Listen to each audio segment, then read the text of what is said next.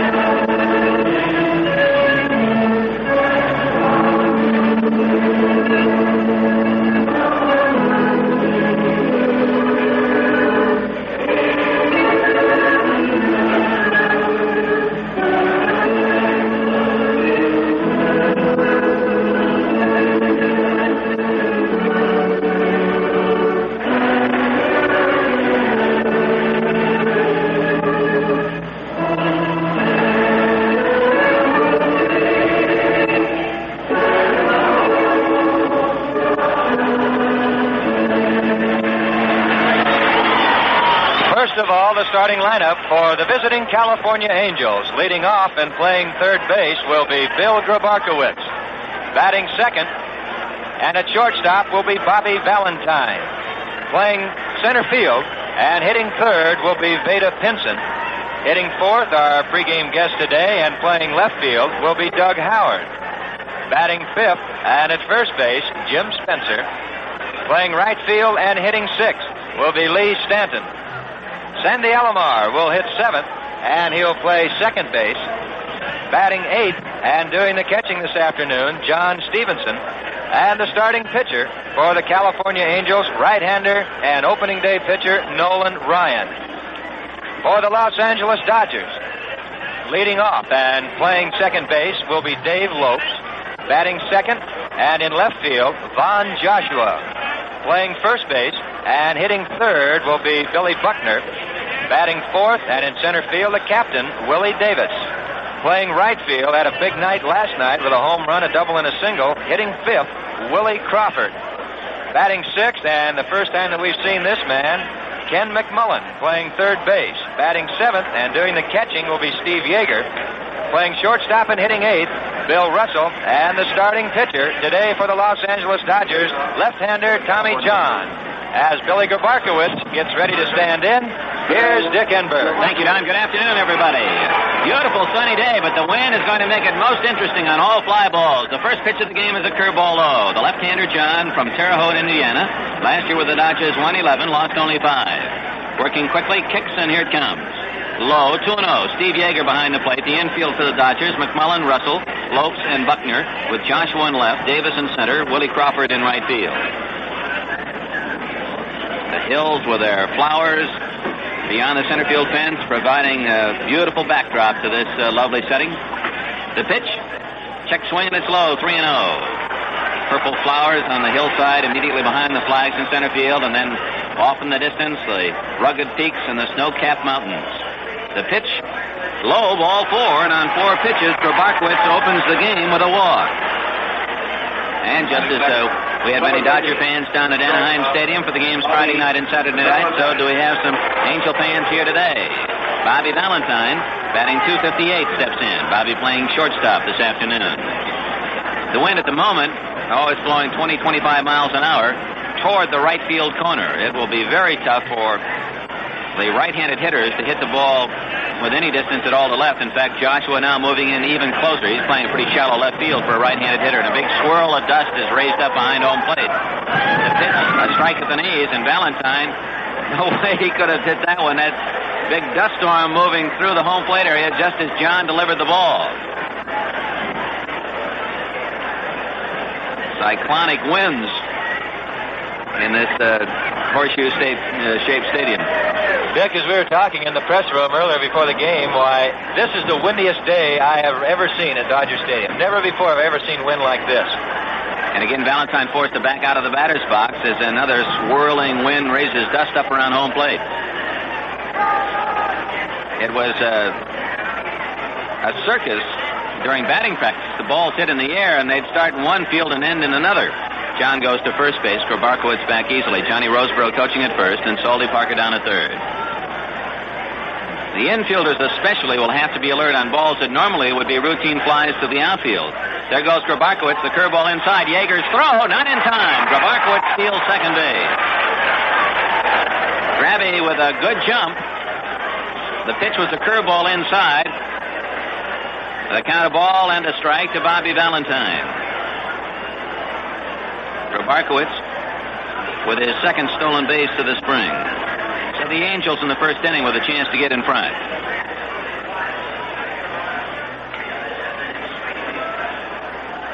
John, lanky left-hander, looks back at second. Here's the pitch. Valentine looks at a ball low, 2-1. John has worked in only 2 games this spring, official games. Pitched 6 innings, allowed 4 runs and 10 hits. So based upon that spring performance, John does not appear to be that ready to start the season. He's 6'3", 185 pounds. Grabby with a good lead at second base.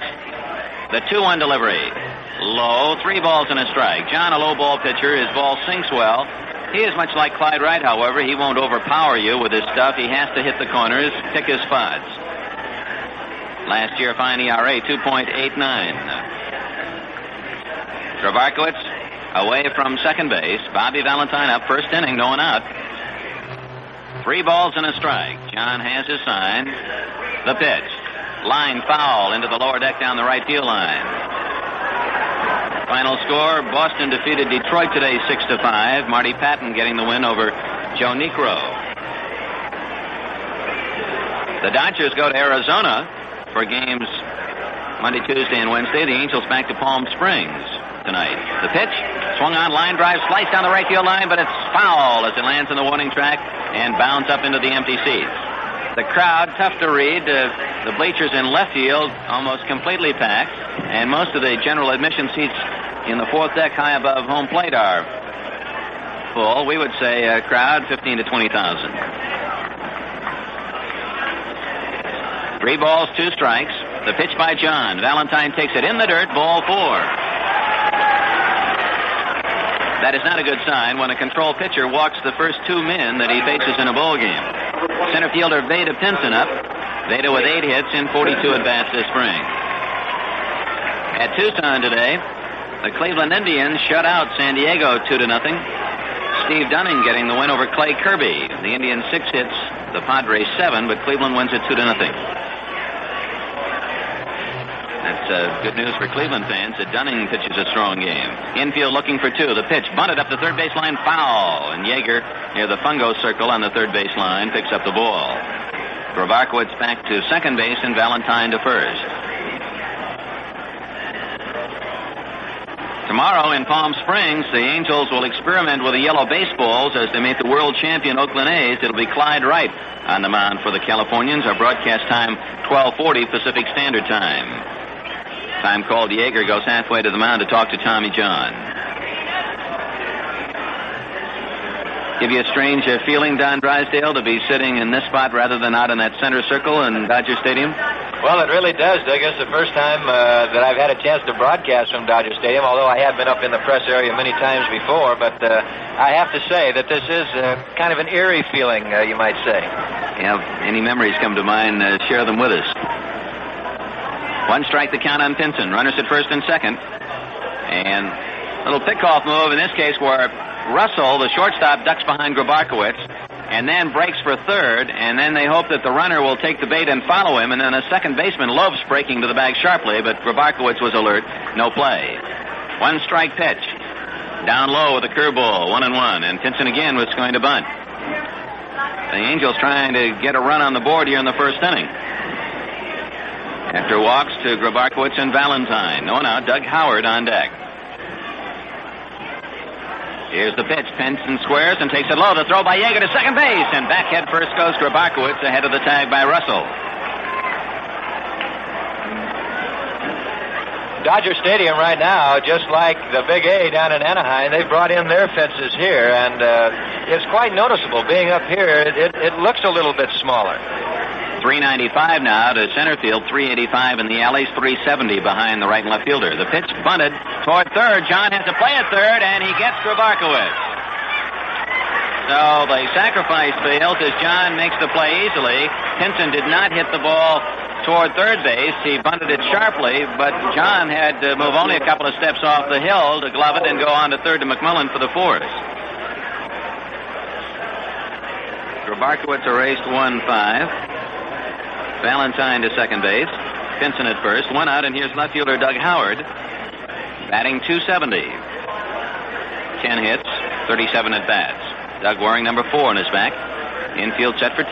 John at the belt to pitch. Curveball bends at the knees. Strike called.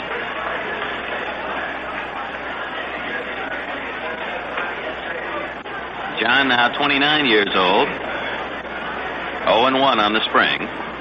The runner goes. The pitch is inside. The throw by Yeager to second base, and they got Pinson halfway. Hung up, and now Pinson gets in there.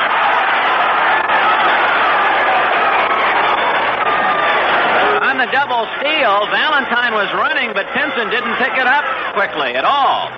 Valentine had third base stolen so easily that Yeager didn't throw there, but he saw that Pinson was very late breaking from first, so Yeager's throw went to second base.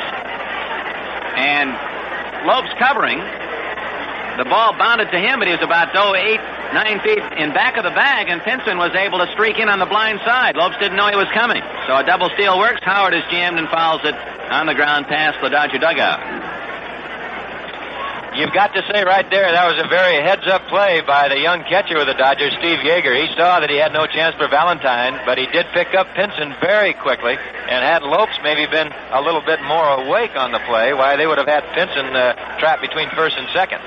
A ball and 2 strikes now to Howard. The pitch, curveball swung on and missed, and one of the few times all spring, Howard strikes out, and it's a spot where you want him to make contact with the runner at third, and only one out. That's only the third time in some 50 at-bats that Howard has struck out.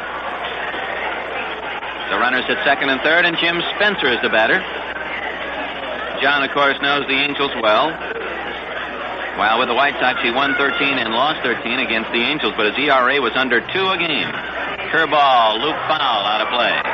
Back into the lower deck down the left field line. So 2 walks and 3 stolen bases by the Angels here in the first inning. But nothing to show for it yet. 2 outs. Valentine down the line from third. Pinson away from second from the windup. John's pitch, curveball. Tapped up the first base line. It is a foul ball. Foul ball just missed hitting the corner of the bag.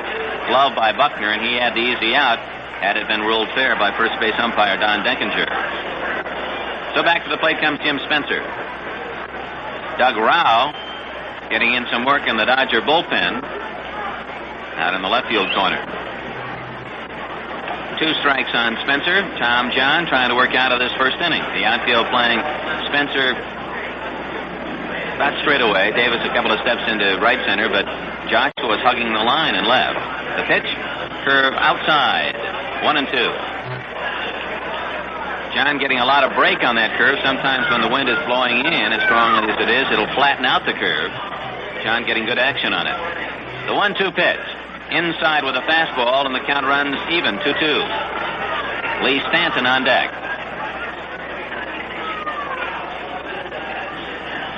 The wind just blowing very briskly. It's kind of shredded the California state flag out in center field. Curveball low. It's 3-2. So Spencer with a full count. Valentine claps his hands down at third base, encouraging Spencer to get a base hit. Henson ready to roll from second base. Yeager down to flash out the sign. John picks the ball out of his glove, winds the 3-2 pitch. Curveball line drive center field, base hit. Valentine scores. Here comes Henson. Here comes Davis. His throw to the plate. It's cut off. Throw to second base. No throw. Buckner falls down as he tries to plant himself and fire to second. And the Angels lead 2-0 on a line single to center by Jim Spencer. Number 36, right fielder. Spencer with his 5th and 6th RBIs of the spring. Valentine scoring from third. Henson from second base. Davis's throw would not have been in time to get Henson, so Buckner tried to cut it off, but as he did so and tried to plant himself, his feet slipped out from beneath him. Stanton fouls it back on the ground. Spencer with the throw coming to the plate, advancing to second. I believe Buckner would have gotten him had he been able to keep his feet, but when he fell to the ground, he had to just eat the ball. So Spencer at second base, 2 outs, 2-0 Angels. John with a count, 1 strike. Stanton looks at way outside, 1-1. You get the feeling with the wind conditions, we're going to have a high-scoring ball game today. We haven't had that first high pop-up yet, and I think all the infielders hoping they won't be the first one. There's that change upstairs, 2-1. When you talk about wind conditions, you just can't overlook Wrigley Field in Chicago. When that wind blows in or when it blows out, it is just unbelievable what that wind can do with a ball. Another place, Candlestick. 2-1 pitch.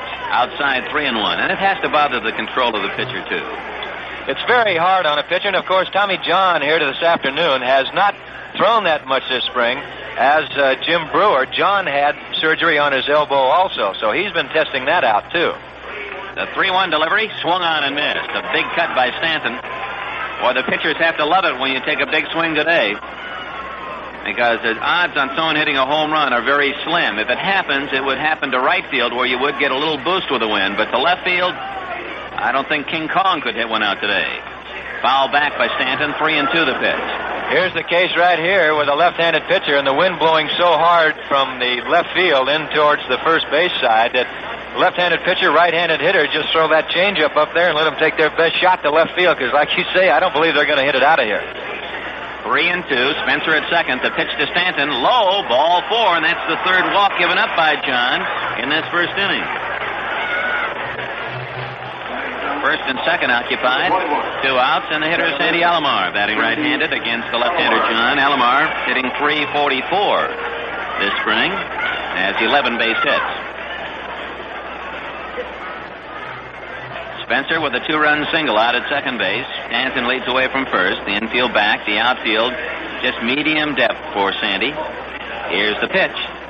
Curve hit the outside corner. Strike call to Alomar.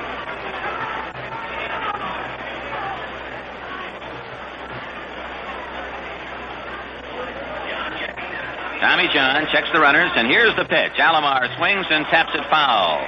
Trickles toward the Dodger dugout and rolls on into the home with the Dodgers. When you were here at the Dodger, Don, and were not, well, as a starting pitcher, did you ever go in the bullpen during the course of an off day? Oh, I used to go down there and sit and talk with them. You got to keep those guys happy, you know. They're your buddies, that's right. Outside, 1 and 2. Well, then when you weren't in the bullpen, did you have a particular spot in the dugout where you sat? Was there a place that was kind of, acknowledged as your spot, or do you move around? Well, we'd move around quite a bit. Sometimes you'd be standing up by where the bats are, towards the home plate side of the dugout. Fouled again by Alomar, 1 and 2. And, of course, other times, Walt Alston, we always carried 2 trainers with the ball club. Wayne Anderson was more or less in charge of all the pitchers working on their arms. And Walt, in bad weather in Candlestick Park in particular, he would never have you go out. He said, no need to come out here and sit around in the wind. But we'd go back in the clubhouse and Wayne would work on our arms. 1-2 pitch. Outside with a breaking ball, 2-2. So you go down in the bullpen now and then just kind of rub their necks a little bit, those relief pitchers. Oh, yeah, especially the night before you pitch. Want to make sure that they all get a good night's sleep and feel good tomorrow. 2 balls, 2 strikes, 2 outs, 2 on. The pitch outside with a fastball, and 3 balls, 2 strikes. The runners will be going. John Stevenson would be next as Tommy John having a rough first inning. Nolan Ryan. This is not good for him either. It's been a long time since he threw his last warm-up pitch. He's had to sit down in that cold dugout for a matter now of almost 30 minutes since he finished warming up. John checks the runners and turns, but no throw to second base. Spencer back at second. Stanton ready to roll from first base. Alomar waiting. Full count. Here's the pitch. Swung on a fly ball to right field. Back goes to right fielder Crawford. Still going back, and he makes the catch, and the wind took care of that one. Alomar hit it all the way to the warning track in right field, so if that's an indication, the ball will carry very well to right, but not a lick toward left field. So the Angels are out in the first inning. They get 2 runs on 1 hit, no errors, and 2 men left. They stole 3 bases in the first inning, and after a half inning, the Angels 2, the Dodgers are coming to bat. When you say but, you've said a lot of things nobody else can say. You know, people have been putting that Budweiser label on things for a long time. But not as long as we've been putting things on the Budweiser label. This label has been listing ingredients since 1876. And the Budweiser people have been saying, read the label, for an awful long time. Choicest hops, rice, and best barley malt. When you say but, you tell the world you know what makes it all the way. When you say but, you say you care enough to only want the king of beers. Yep, brewing beer right does make a difference. When you say Budweiser, you've said it all.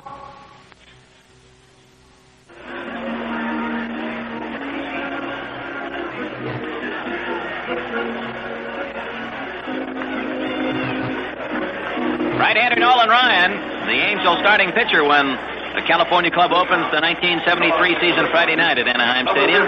Ryan gets to go today on this windy Sunday at Dodger Stadium. He'll face Dave Lopes, Von Joshua, and Bill Buckner.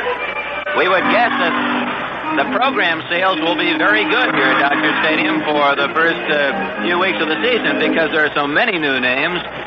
Many of the familiar Dodger stars have left in the course of just 1 year.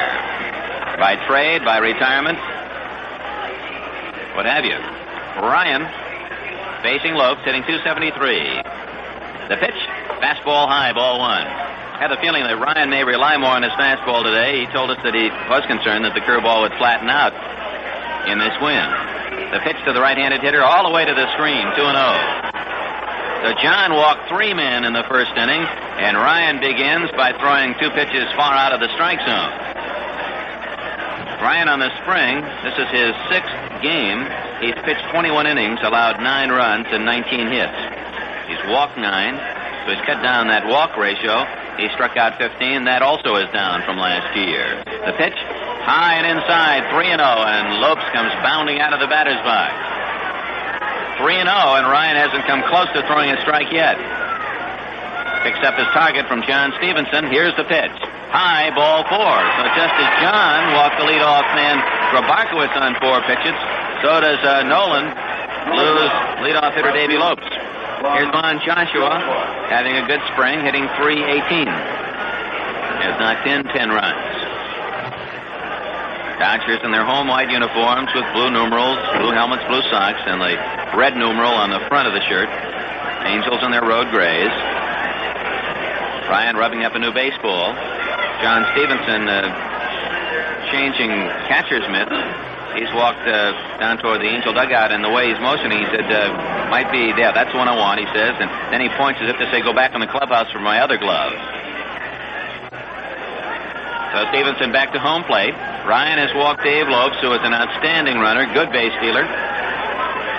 Grabarkowitz in on the grass at third base. Alomar and Valentine looking for two up the middle. The pitch, curve high. That's 5 in a row. Missed by Nolan Ryan. Bill Buckner on deck. The pitch. There's a strike. Fastball letter high. Outside corner. 1-1 to Von Joshua. Outfield playing him around toward left. The throw to first, and Lopes is back. Ryan with a quick throw there, hoping to catch Lopes walking away from the bag with his head down. Get those feet crossed. Here it comes. Strike 2 called. Fastball letter high. Ryan has been high on all of his pitches, but able to get those last 2 down across the letters for called strikes. 1-2 the count. Angels giving Joshua all of the right field corner. Stanton playing well off the line.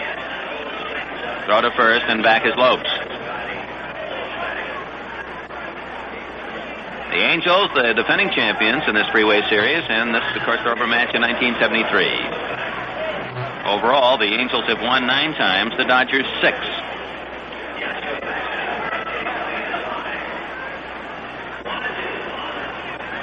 Ryan with a count of ball and 2 strikes. Joshua takes his time, plants himself in the batter's box. Now he sets, so is Ryan. The pitch swung on, loop foul, out of play. That went back into the second deck behind the Dodger dugout. As dugouts go, Don, in the National League, was there one that the players disliked most? I would have to say it was the one in old Connie Mack Stadium, because you walked down into the dugout, but the roof was not very high, and you had to always duck to get down in there. The pitch, curveball, tapped to third. Grabarkowitz has it on one hop to throw to first in plenty of time. And that's the first out. Brings up first baseman Bill Buckner. Lopes advancing to second base on the play. Buckner hitting .235. Connie Mack Stadium, you had to kind of get the sore back just to get into the hole, huh? Well, you had to really bend over as you walked down the 2 stairs going into the dugout. Number one, it was cement, and sometimes your spikes would slip. But then you'd sit there and you'd get kind of excited. Something had happened. You'd go to jump up, and there was many guys that cracked their head on that dugout. And I suppose this is about as big and as comfortable as any in the National League, or at least when it was built, that was the case. Buckner squares around. The pitch is all the way to the screen. Lopes takes third. Stevenson coming all the way back to the screen, and you have to go a long distance to get a ball that's by you. So Lopes on the wild pitch is at third. So both pitchers with their troubles in the first inning. John giving up 2 runs on men that he had walked, and now a walk, a ground out, and a wild pitch, and Lopes in position to score with only 1 out. 1 ball to count on Bill Buckner. The Mets and Yankees in overtime today. They're tied at 3 after 9 innings. Drive into right center field, hit well. Back goes Pinson, still going back. He reaches up and makes the catch. Tagging at third is Lopes. He scores, but what a play by Pinson.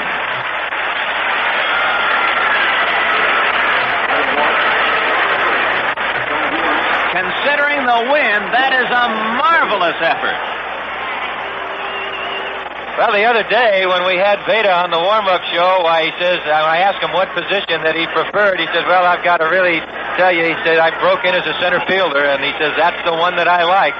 And right there, I'll tell you, it was one of the fine catches you'll want to see, exhibition game or regular season anywhere. And you had to wonder what the wind was going to do to the ball. Curveball upstairs to Willie Davis, and it just kept carrying, and Pinson breaking at the crack of the bat, sprinting to the 395 sign, and on the dead run, reaching up over his head to glove it. The 1-0 pitch to Davis. Curve on the inside edge, 1-1. So the left-handed hitters, or at least balls hit to center field and right field, carrying much better than you would anticipate. We have not seen one hit toward left as yet. The pitch, high fly ball into left center field. Back goes Pinson again. He's under it now. Makes the catch. You can see the wind kill that drive. So the Dodgers get a run without a hit. No one left. And after 1 inning, the Angels 2, the Dodgers 1. If you don't fly very often, chances are you don't know one airline from another. But if you talk to an experienced flyer, chances are he'll tell you about Continental, because he's probably flown Continental more than just once. People remember Continental because Continental has pride, and that pride gets things done. Things that keep Continental's passengers happy and keep them coming back. And it's been that way for a long time. Continental passengers were the very first to enjoy hot meals in coach, the first to be offered an economy class fare, an adult standby fare. And, of course, innovations are important, but there's another aspect of Continental's pride you'll like just as much. It's an attitude, a feeling, a willingness to do those little extras for you to make sure everything is just right. And it really works.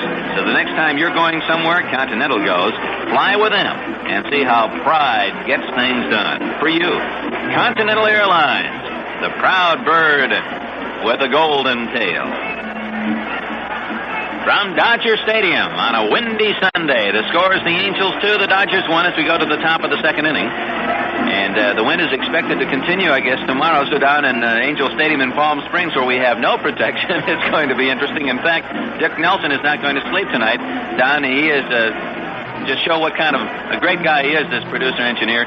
He is going to chip scorebooks out of stones so that we won't have to chase our sheets around tomorrow. I'll tell you, I'm going to go out in the desert and look for some rocks that'll fit in my pocket. I'll tell you, if it's like it is here in Palm Springs, we're in for trouble. Did you hear the story about the guy at Sky Harbor Airport down in Phoenix? They found him out on one of the runways, stark naked, running around trying to fly. The pitch to Stevenson is inside. I'm not kidding you. They found him out there, and they didn't even arrest him for indecent exposure, some violation, the anti-flying rule or something. The pitch by John Stevenson checks in. It's low, 2-0. That sounds like an old pitcher. Or broadcaster. Listen, we might be flying if that wind catches our clothes just right tomorrow. Inside, 3-0 to the catcher, John Stevenson, and John kind of stares up at the sky as if to say, I can't quite get my readings in this wind. Tommy John into the windup, the pitch. He catches the inside corner, 3-1. Chris Pellicutis, a very deliberate umpire. He takes a good look at it and a little pause, and he signals strike. The pitch, that's inside, and Stevenson leads off the second inning with a walk. That's the fourth walk now from Tommy John. Let's pause for station identification from Dodger Stadium. This is the Angels Radio Network. You're listening to KXTC 92.3 Glendale, Phoenix, Arizona, transmitting from the tower with the power atop the Hotel Westward Ho in the heart of downtown Phoenix.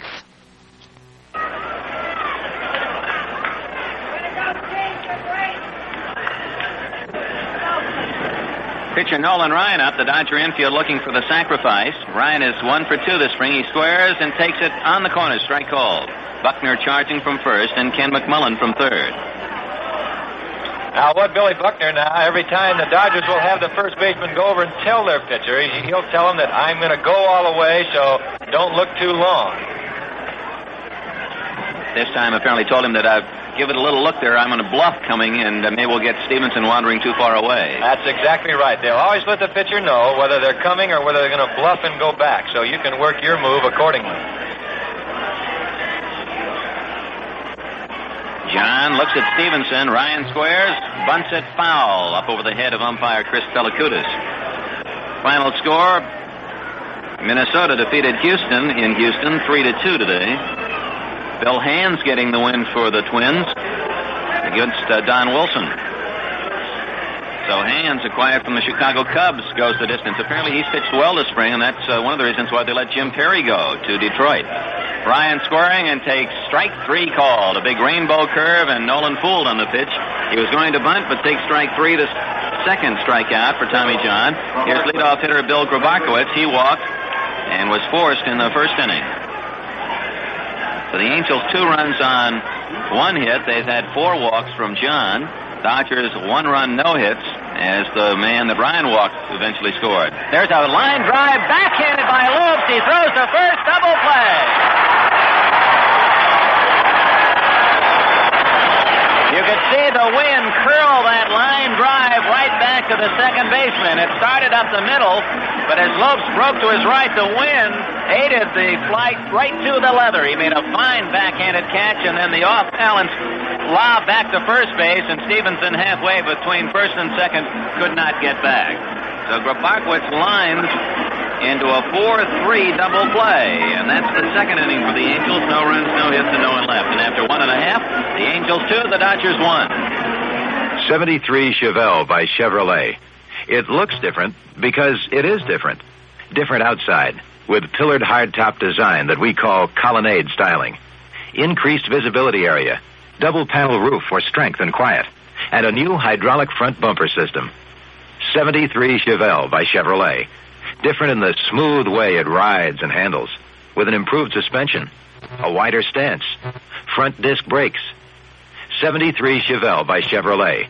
Different inside, with a handsome new interior that features full foam cushioned seats and more backseat legroom than any Chevelle before. The 73 Chevelles by Chevrolet, Chevelle Malibu, and the new top-of-the-line Chevelle Laguna. They look different because they are different. Get the message?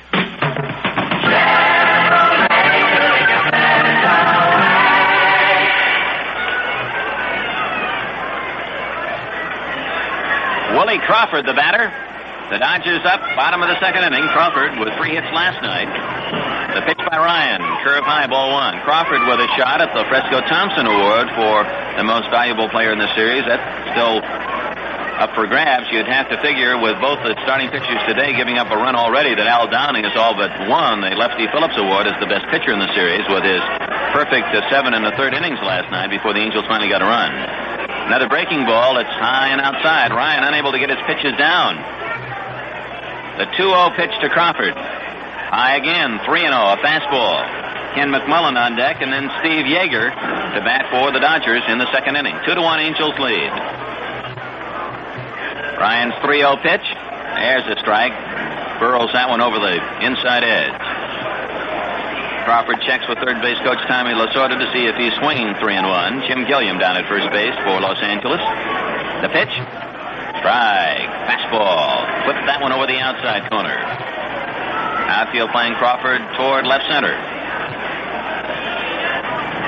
The wind and the 3-2 pitch. Line foul out of play, slicing back into the lower deck down in the left field corner. But just as that pitch was delivered, a gust of wind hit the right side of the infield, and little Sandy Alomar was moved about 10 feet to his left. Sandy trying to grab for his hat and keep his feet on the ground. He was being moved. 3-2 the count.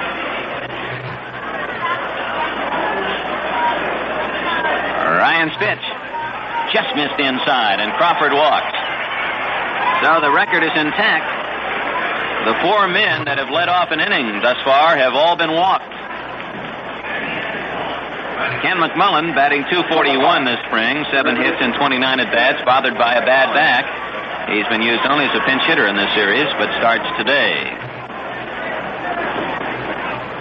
Strong right-handed hitter. The pitch by Ryan. Upstairs, but a strike. Fella could have said that one caught the letters. Just watching and listening to what Doug Howard said about Ken Berry helping him. Ken down in the Angel dugout now, moving him a little bit to the left. Curve, foul back. And doing some more now, and Howard moving a couple of more steps to his left. I think the right fielders are going to be surprised at how the ball is carrying. Stanton is playing quite shallow in right. Vincent fairly shallow in right center. Crawford leads from first. The pitch. Inside with a fastball. Pops out of the glove of John Stevenson. Lots of paper with all the wind. Paper rolling around the corners of Dodger Stadium. And now a peanut wrapper floating by Ken McMullen on its way to the backstop screen. Crawford from first. The 1-2 pitch. Swung on and missed. A fastball. Gets McMullen. First strikeout for Ryan. We remind you that California Angels baseball is brought to you by Busch. When you head for Busch Gardens, take the whole family. There's something for everyone. Ride shows, music, magic, and you don't have to be a kid to enjoy it. Steve Yeager, batting .192, right-handed hitting catcher. Uses an open stance. Wears number 7 on the back of his Dodger whites. Fouls this one out of play. That one up into the upper deck.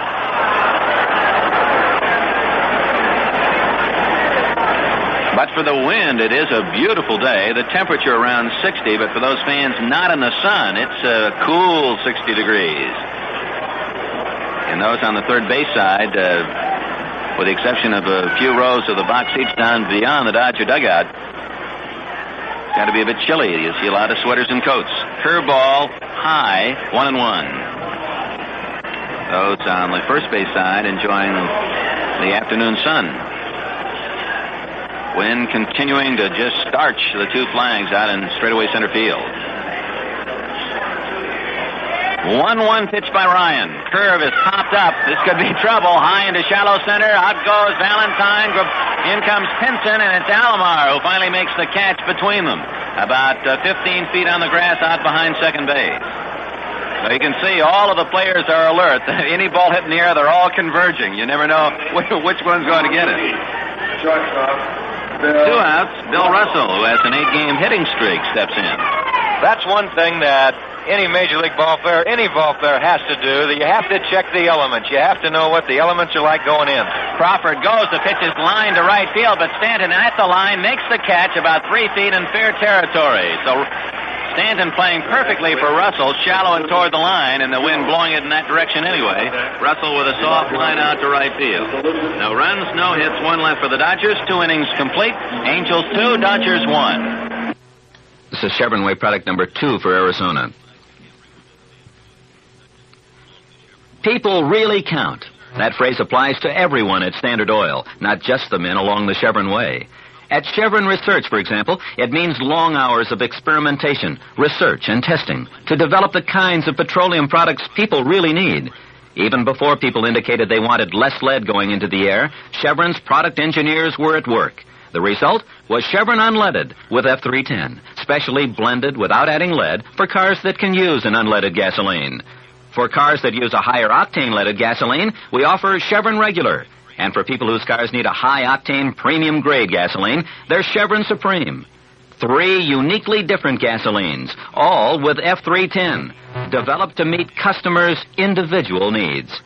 At Standard Oil, we continue to be busy, working, experimenting, listening, and responding, proving that people really do count along the Chevron Way.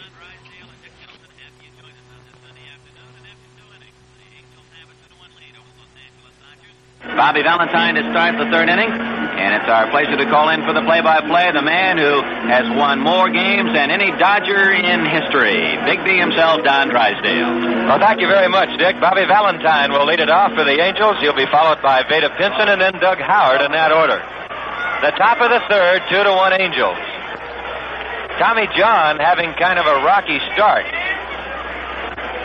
He walked 3 men in the 1st inning as the Angels scored twice. Jim Spencer lining a single to center field, driving in the 2 runs. John goes to the windup, the left-hander's first pitch. Line drive, right center field, base hit. Willie Davis on over to the hole. Valentine around first, and he'll have to hold there as Davis gets the ball back in a hurry. So Valentine, as we've noticed, has been hitting that ball to the opposite field, and it could very well be an indication that Bobby knows that he's been in kind of a slump. And right now, they say when you're in a slump that a lot of hitters will try and hit the ball back through the middle or hit it to the opposite field. And Bobby's been doing that this whole series. Vada Pinson now bunts up the 3rd baseline. A good one. Ken McMullen can't get the handle. Valentine around second. He'll stay right there. So the strong point of Ken McMullen, bare-handing that ball down the 3rd baseline, this time cannot find the handle. And that'll be a base hit for Pinson. Kind of dirty pull in a way. The Angels know that McMullen has a bad back, and they're going to see how bad it was, and he really just couldn't bend down that low. Mack swooping in with that bare-handed pickup. He just couldn't get down to the grass tops, and Pinson gets the base hit. Ken McMullen now doing a couple exercises over at 3rd base. Infield and double play depth as Doug Howard stands in. John's first pitch is a ground ball wide to McMillan. Russell over to the hole. He goes to Lopes for 1. Back to first. Double play in the dirt. Buckner knocks it down, but keeps it in play, and Valentine cannot advance. So Howard on, a fielder's choice. Pinson out, 6-4. And the Angels now have runners at the corner with 1 out. And the hitter will be Jim Spencer. California Angel Baseball is brought to you by Chevrolet. Chevrolet, America's family wagon builder, is happy to announce their newest wagon, the Vega Estate. And it's a neat little package, the Vega, fun to drive and the look of wood. The first pitch to Spencer is a called strike on the inside corner. Dodger infield and double play depth, hoping for a ground ball here. Double play to get out of the inning. The next pitch is bunted up the first baseline. Buckner picks it up foul. Not a bad play right there. Oh, Valentine will go back to third. Back to first, Doug Howard, and the count 0-2 now to Spencer.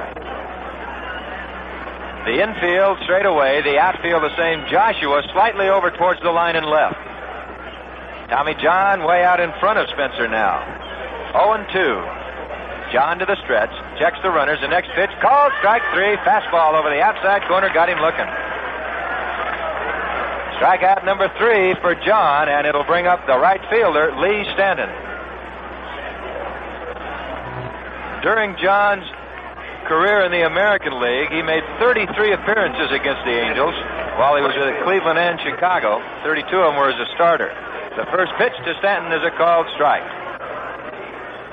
In 230 innings against the Angels, his earned run average was 1.96, but his overall record was 13-13. There's a breaking pitch swung on and missed, strike 2. 1.96 and 13-13. There was a little lean in those years, I think, with the White Sox in Cleveland.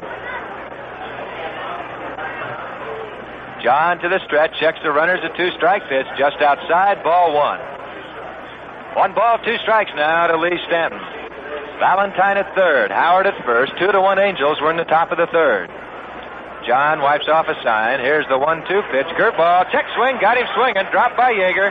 He picks it up and touches Stanton, and that'll do it for the Angels in the third. In the inning, they get no runs on 2 hits. There were no errors and 2 left. And the score after 2.5, it's the Angels 2 and the Dodgers 1. When you say but, you've said a lot of things nobody else can say. When you say but, you've gone as far as you can go to get the very best. Why do some people think Bud is sort of special? Go ahead and find out why. Maybe one of the reasons it'll suit your taste could be because Budweiser is brewed with rice instead of corn grits or corn syrup. When you say but, you tell the world you know what makes it all the way. When you say but, you say you care enough to only want the king of beer.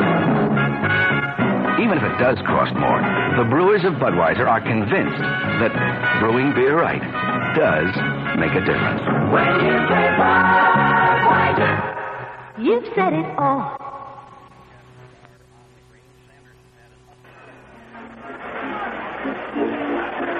We go to the Dodger third, and it'll be the pitcher, Tommy John, will lead it off. He'll be followed by the leadoff hitter, Dave Lopes, and then the left fielder, Von Joshua. A lot of that crushed brick dust blowing around here at Dodger Stadium today. We can notice it even way up here in the booth. Ryan's first pitch to John's a fastball called strike.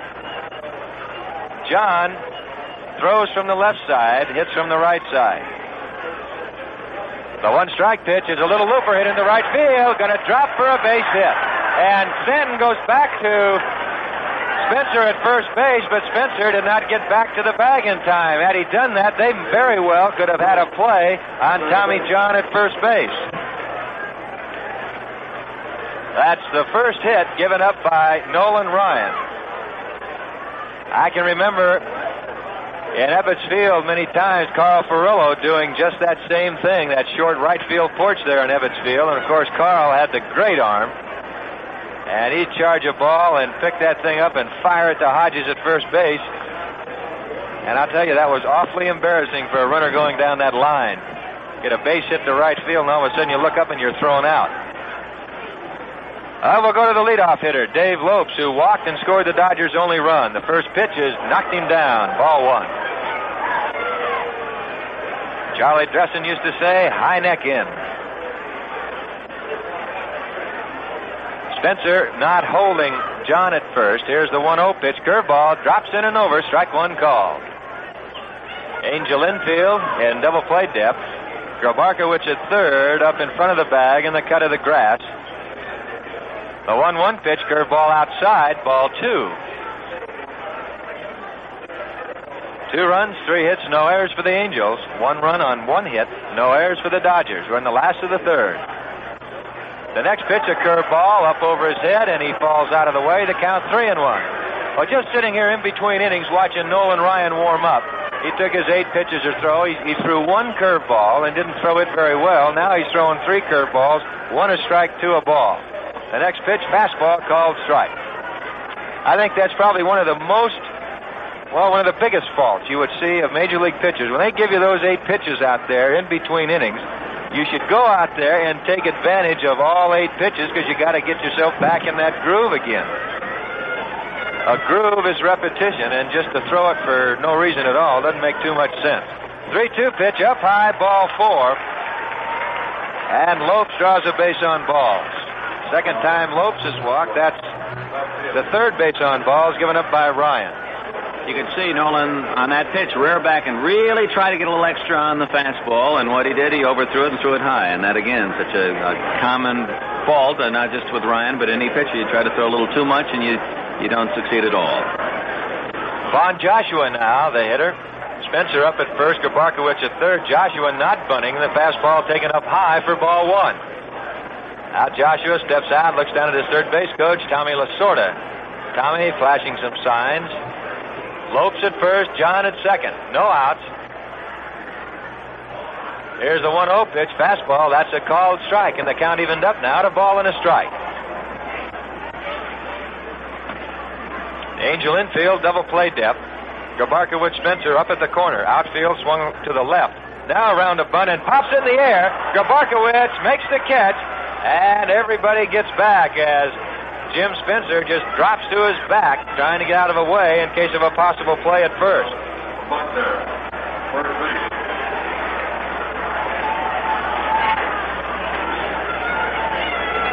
Well, there was a play right there. And once again, we've talked about instinct. A high pop-up. John standing on the bag at second base. Grabarkowitz lets that ball drop. All he's got to do is throw to Valentine at second, who can touch John, tag the bag, and you got a double play. First pitch to Billy Buckner is a fastball up high, ball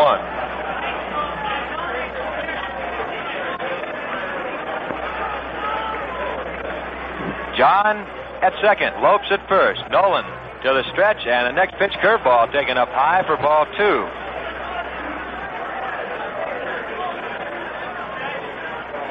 Buckner hit the ball right on the nose his first time at bat, and Veda Pinson made a great catch going away right at the 395 marker in center field.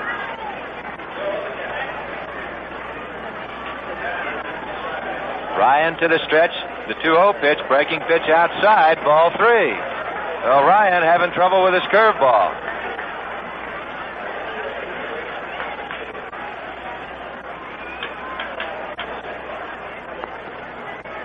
Nolan checks signs with Stevenson. Here's the 3-0 pitch, fastball, high, ball 4. And Buckner has a base on balls. Lopes will go to second, John will go to third, and Willie Davis will be the hitter. The fourth base on balls given up by Nolan Ryan. Well, if you're looking for the double play right now, it's going to be tough. About the only way here, when you stop and look at it, a line drive at somebody somewhere where they can double up somebody on the base, or a one-hopper back to Ryan. Ryan rocks. Here's the first pitch to Davis. Swung on and missed. Strike 1. Foul tipped and held by Stevenson. Willie going all the way around. Tom Lasorda clapping his hands, yelling encouragement to Davis. John at third. Lopes at second. Buckner at first. The base is loaded. 2-1 Angels in the last of the third. 1 out. Ryan checks signs with Stevenson. Now nods his head yes. Takes a little too much time, and Davis steps out.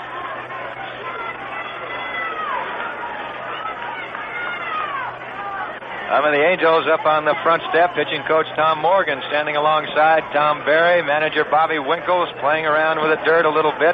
Coach Salty Parker standing there. Ryan winds. Here's the 1-strike pitch. Ground ball hit to the shortstop. Valentine to Hellemont for 1 to center, double play. Willie Davis hits into a fast double play, and it had to be fast with his speed to end the inning for the Dodgers in the third. In the inning, no runs on 1 hit. There were no errors and 2 left. And a score after 3 complete. It's the Angels 2 and the Dodgers 1.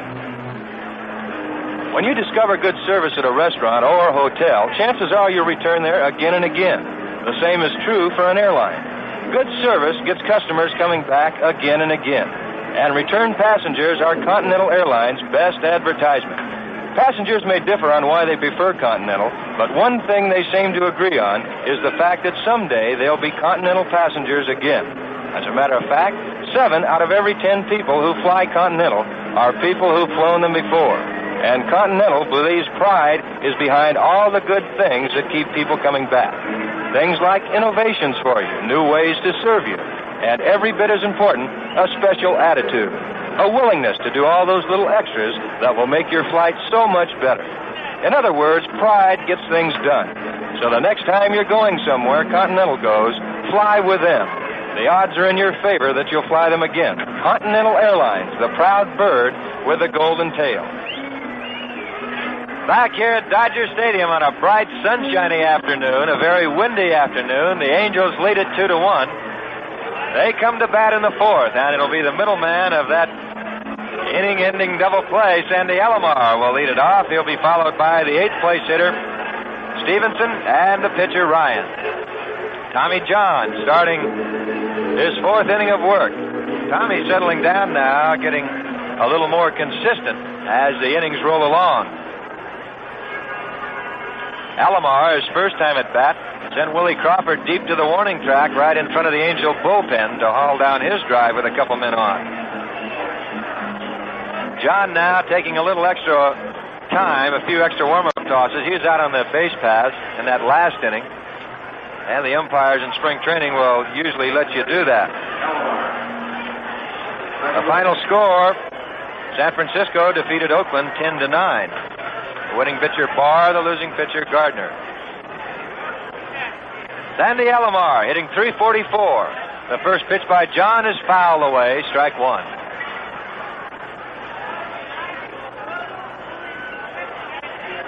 Alomar, with 11 hits and 32 times at bat, has 6 RBIs this spring. Here's the one-strike pitch. That leans him out of there. And the count now, a ball and a strike. On deck, Johnny Stevenson. John rocks. The next pitch is a screwball outside, ball 2. You'll find that a lot of the Dodgers on this staff, after Jim Brewer came up with that screwball, a lot of the Dodger pitchers now throw it. Osteen throws it, John throws it, Downing throws it. There's a high fly ball curling back to the right over the Angel dugout. It'll go back and out of play about 5 rows. Don Sutton will even throw it. I'm not too sure whether any of them have had the success with it that Jim Brewer has, but if they get half of the success, why, they've got a pretty good pitch going for them, because Brewer's got a great one. John winds the 2-2 pitch. Line drive, left field, base hit on one hop. Von Joshua gets it back into Bill Russell, and the Angels have something going again. That's the 4th hit. Well, California Angel Baseball is brought to you by Standard Station and Chevron dealers. Cars that can use unleaded gasoline can get great performance from specially blended Chevron Unleaded with no lead added. Available only along the Chevron way. John working from a stretch now. The first pitch to Stevenson started to go. Checks, takes outside for ball 1. The wind really blowing in from left field. John to the stretch, goes over to first. A little easy lob toss, and Alomar back.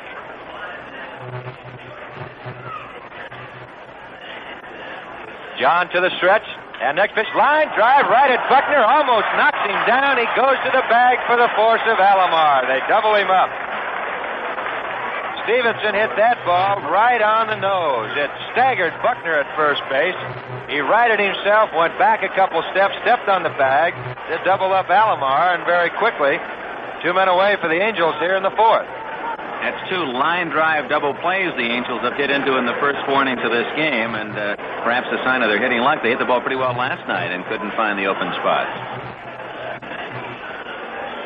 Nolan Ryan now will stand in. He was caught looking his first time at bat. He takes a curveball a little high for ball 1.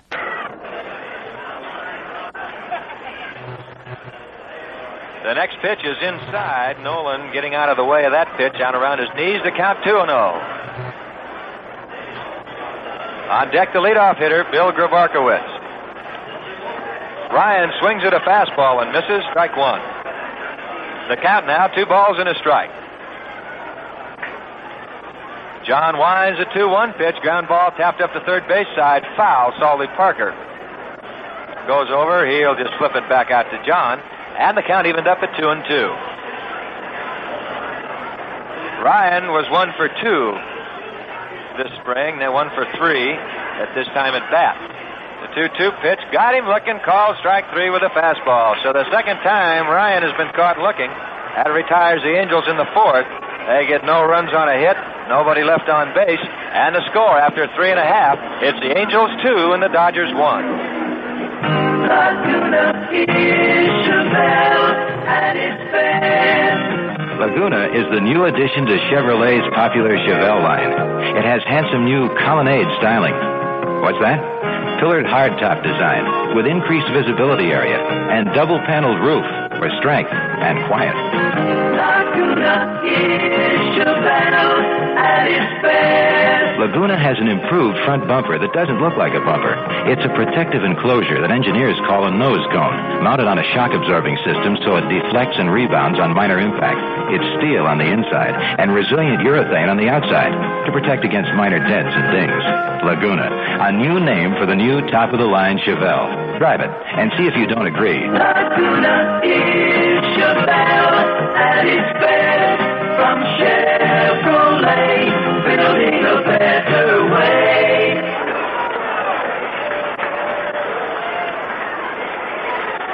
Willie Crawford will lead it off for the Dodgers in their half of the 4th. He'll be followed by Ken McMullen and then the catcher, Steve Yeager. Crawford, his first time at bat, drew a base on balls. Willie having a fine spring, hitting .351. Ryan Wines, the first pitch, a fastball. Swung on and missed, strike 1. Good fastball by Ryan. And he got it right in where you have to get that ball on Crawford. Up and in. Crawford, one of the 3 Dodgers competing in that spring championship batting race. Hitting .351, Lacey .352, Ferguson .367. The next pitch is a changeup outside, ball 1. The count evened up at 1-1. Down a quiz up on the board. Did any pitcher ever hurl a no-hit, no-run game on opening day? Next pitch is foul down the right side. The count now 1-2. Gee, I don't know about that. I think I know the answer to that one. It's yes, and it was done by an American leaguer. Huh. What's that, stuff? Initials BF. The next pitch to Crawford is lined down the left field side. It'll go back and out of play. Could have been Mr. Feller. I think Bob Feller did it around, 1939, 40, 41 in there someplace. I think it was the Yankees that he no-hit. Ryan Wines, here's the 1-2 pitch to Crawford, a curveball, and Willie kicking that left leg back out of the way, keeping out of the way of that breaking pitch who kept breaking in on him. The count even to Crawford at 2 balls and 2 strikes. Ryan's 2-2 pitch high and away, ball 3. So Crawford takes the count full again, 3 balls and 2 strikes. Ryan check signs with Stevenson. Wines, here's the 3-2 pitch. High pop to the left side. Back Grabarkowitz and Valentine. Grabarkowitz calling. Right on the line, staggering backwards and makes the catch. Let's pause for station identification. This is the Angel Radio Network. You're listening to KXTC 92.3, Glendale, Phoenix, Arizona, transmitting from the tower with the power atop the Hotel Westward Ho in the heart of downtown Phoenix.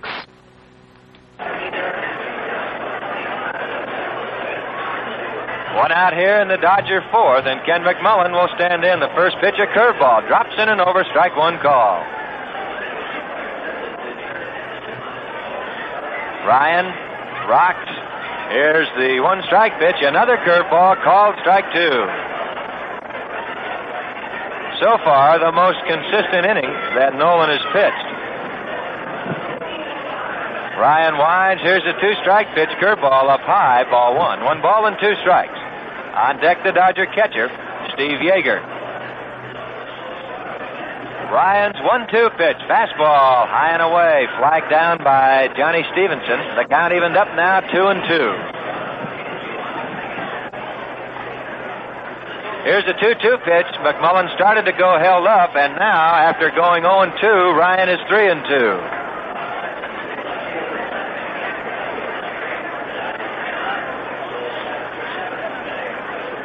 One out, nobody on. The Angels lead it 2-1. We're in the last of the 4th. Here's Ryan's 3-2 pitch. Curveball. Got him swinging. Strike 3. McMullen tried to hold up, but he went around, says home plate umpire Chris Pelakoutis. That's the second time McMullen has struck out, and the only 2 strikeouts for Nolan Ryan. 2 gone, and Steve Yeager will be the hitter. Yeager this spring hitting 192, 5 hits and 26 times at bat. Ryan Wines in the right-hander's first pitch is fouled to the right side, back up in the blue level in the 3rd deck. And some fan up there has himself a souvenir.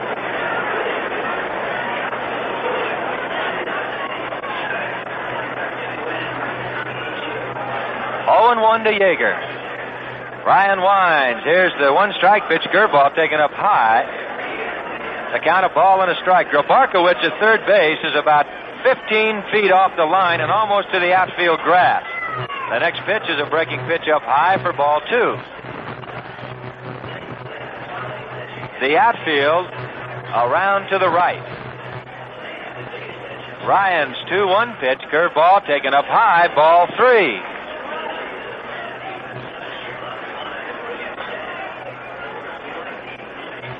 Nolan checks sides with Stevenson. Here's the 3-1 pitch. Fastball swung on and missed, strike 2. Good fastball by Ryan. Yeager had a rip.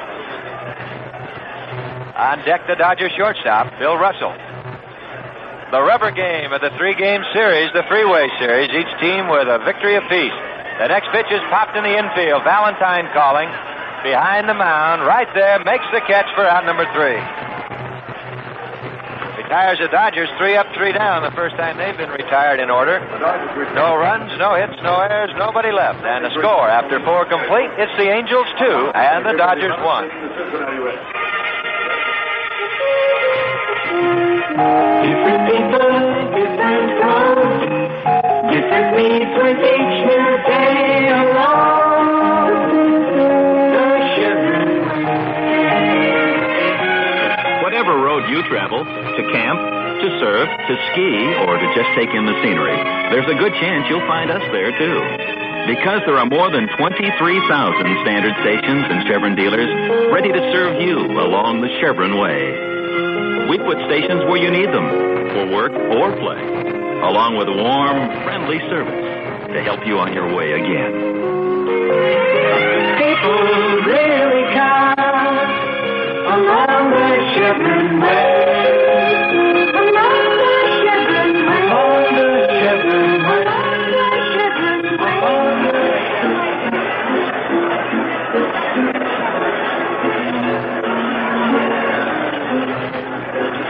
We go along now to the top of the 5th with the Angels leading it 2-1. Billy Grabarkowitz will lead it off for the Angels, and for here in the action, Dick Enberg. Thank you, Don. And the answer now flashed up on the scoreboard in left center field. It was Bob Feller who did throw a no-hit, no-run game on opening day 1940. It was against the Chicago White Sox. Against the White Sox that Feller turned that track.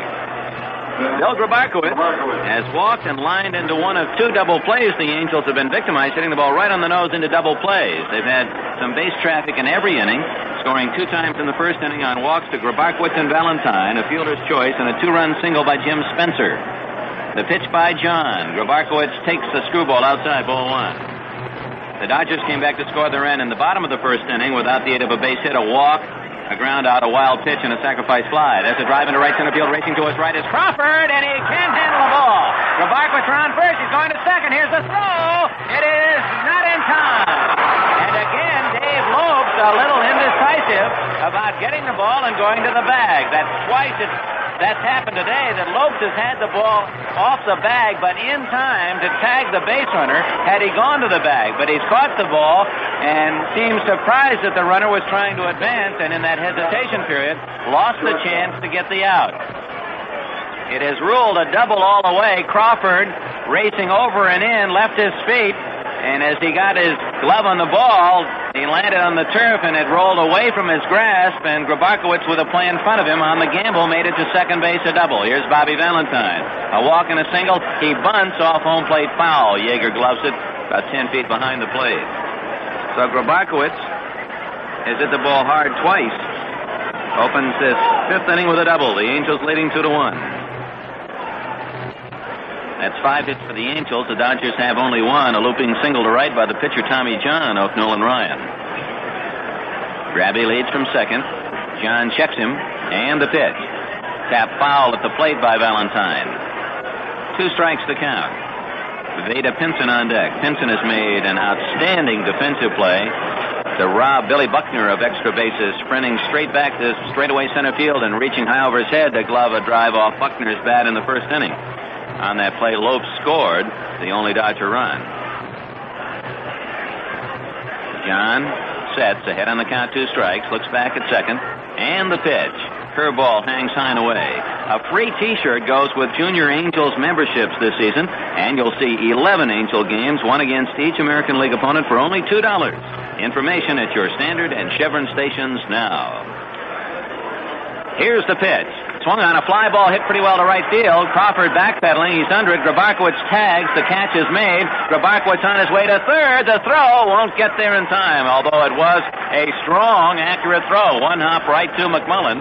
Grabarkowitz able to advance. And the Angels, again, with a man at third and 1 out.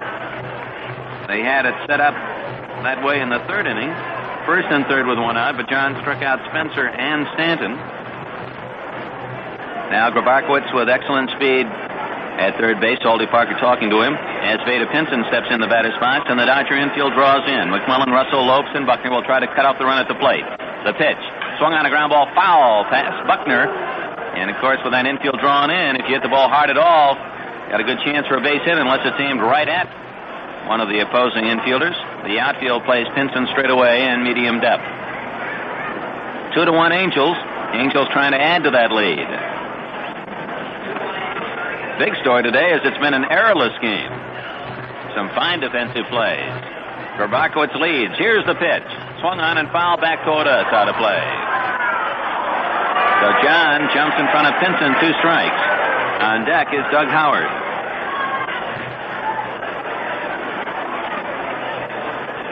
Grabarkowitz at third base now with 3 hits in the series. A couple of walks. The pitch. Outside to throw to third base. They get him.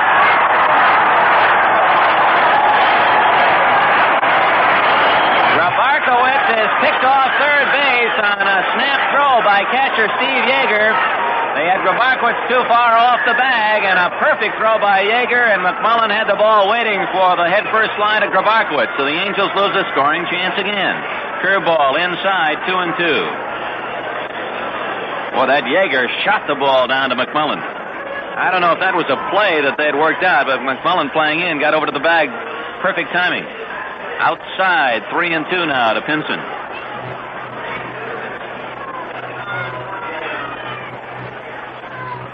Line by John is 3-2 delivery. Swung on, bounced to the right side. There's Buckner to underhand the ball on to John in time for the out, and the Angels are denied in the 5th inning. No runs, a hit, no one left, and at the halfway mark in this one, 4.5 innings in the book. It's the Angels 2, the Dodgers 1. Hi, I'm Frank Robertson of the Angels, and I'd like to tell you boys and girls about a big night coming up at Anaheim Stadium, Friday, April 27th. That's bat night. Free bets, approved for Little League play, will be given to youngsters up to 14 years. Be sure to let Mom and Dad know about this special treat. Free bets when the Angels play the Cleveland Indians on Friday, April 27th. Tickets are on sale daily at Anaheim Stadium box office from 9 to 5:30. See you there. Bottom of the 5th inning at Dodger Stadium. Nolan Ryan warming up. He's allowed 1 hit through the first 4 innings, but he's walked 4, struck out 2. He'll face Bill Russell, Tommy John, and Dave Lopes. Neither bullpen busy at the moment. In the National Basketball Association playoffs today, Golden State defeated Milwaukee 95-92 to even their series at a game apiece, and the Knicks took a 2-game lead over Baltimore's Bullets with an easy 123-103 victory. Bill Russell looped a line drive to right, caught by Stanton his only time up. Russell, the lanky right-handed batter. Excellent speed. Grabarkowitz bags high at third. Spencer backs off at first base. The outfield playing around toward right. Ryan delivers. Fastball bounce to the left side. Grabarkowitz in front of Valentine. Quick throw in time. Nice play by Grabby. He was at least half of the way between third and second when he gloved the ball at the edge of the grass and then side-wheeled his throw over to Spencer in time for the first out. Tommy John, the only Dodger with a base hit, as he just punched one in front of Lee Stanton in right field. Stanton playing drastically over toward the line, and that's right where John hit it before. Doug Howard way off the line in left field. Now Pinson moving from center into right center in shallow. Pitch by Ryan. High and away with a fastball. Davey Lopes on deck. Ryan works as fast as any pitcher in the league. He's waiting for John to get back in the box, and here it comes. High again with a fastball, but a delayed call strike by Pellicudis. 1-1.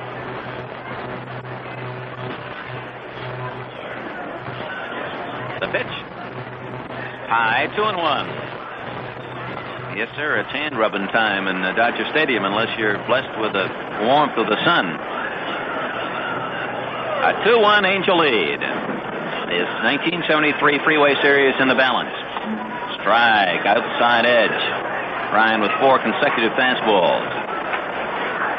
The whole aerodynamics created by the strong wind and the circular stadium. A ground ball to the right side, handled by Spencer. He throws to Ryan for the out, 2 away.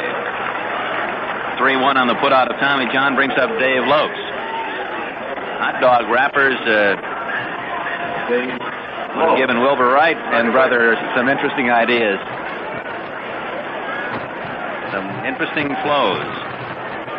All of a sudden, a hot dog wrapper just lifted right off the floor of one of the grandstand areas and just vertical thrust. Lopes, little right-handed batter, has walked, scored the Dodger run in the first inning, walked again in the third. Pitch by Ryan. Curveball, a beauty. Sharp breaking curve that caught the outside edge. Grabarkowitz, Valentine, Alomar, and Spencer. The infield, the outfield, Howard in left, Pinson in center, Stanton in right, John Stevenson the catcher. He sends out the sign, and Nolan Ryan kicks and fires. A curve, waved at and missed, strike 2. Juan Joshua would be next. Ryan retired the Dodgers in order in the 4th inning, the first time that he had mowed them down. The pitch, high with a fastball, 1-2. Ryan throwing hard. He's ready. The pitch. Swung on and missed, strike 3. So for the second straight inning, Ryan gets the Dodgers 1, 2, 3. And after 5 innings, it's the Angels 2, the Dodgers 1. When you say Bud, you've said a lot of things nobody else can say. Why do some people think Bud is sort of special? Go ahead and find out why. Maybe one of the reasons it'll suit your taste could be because Budweiser is brewed with imported hops, as well as the best of the domestic blossoms. Sure, syrupy hops extract would be cheaper, but that's not for Budweiser. When you say Bud, you tell the world you know what makes it all the way. When you say Bud, you say you care enough to only want the king of beer.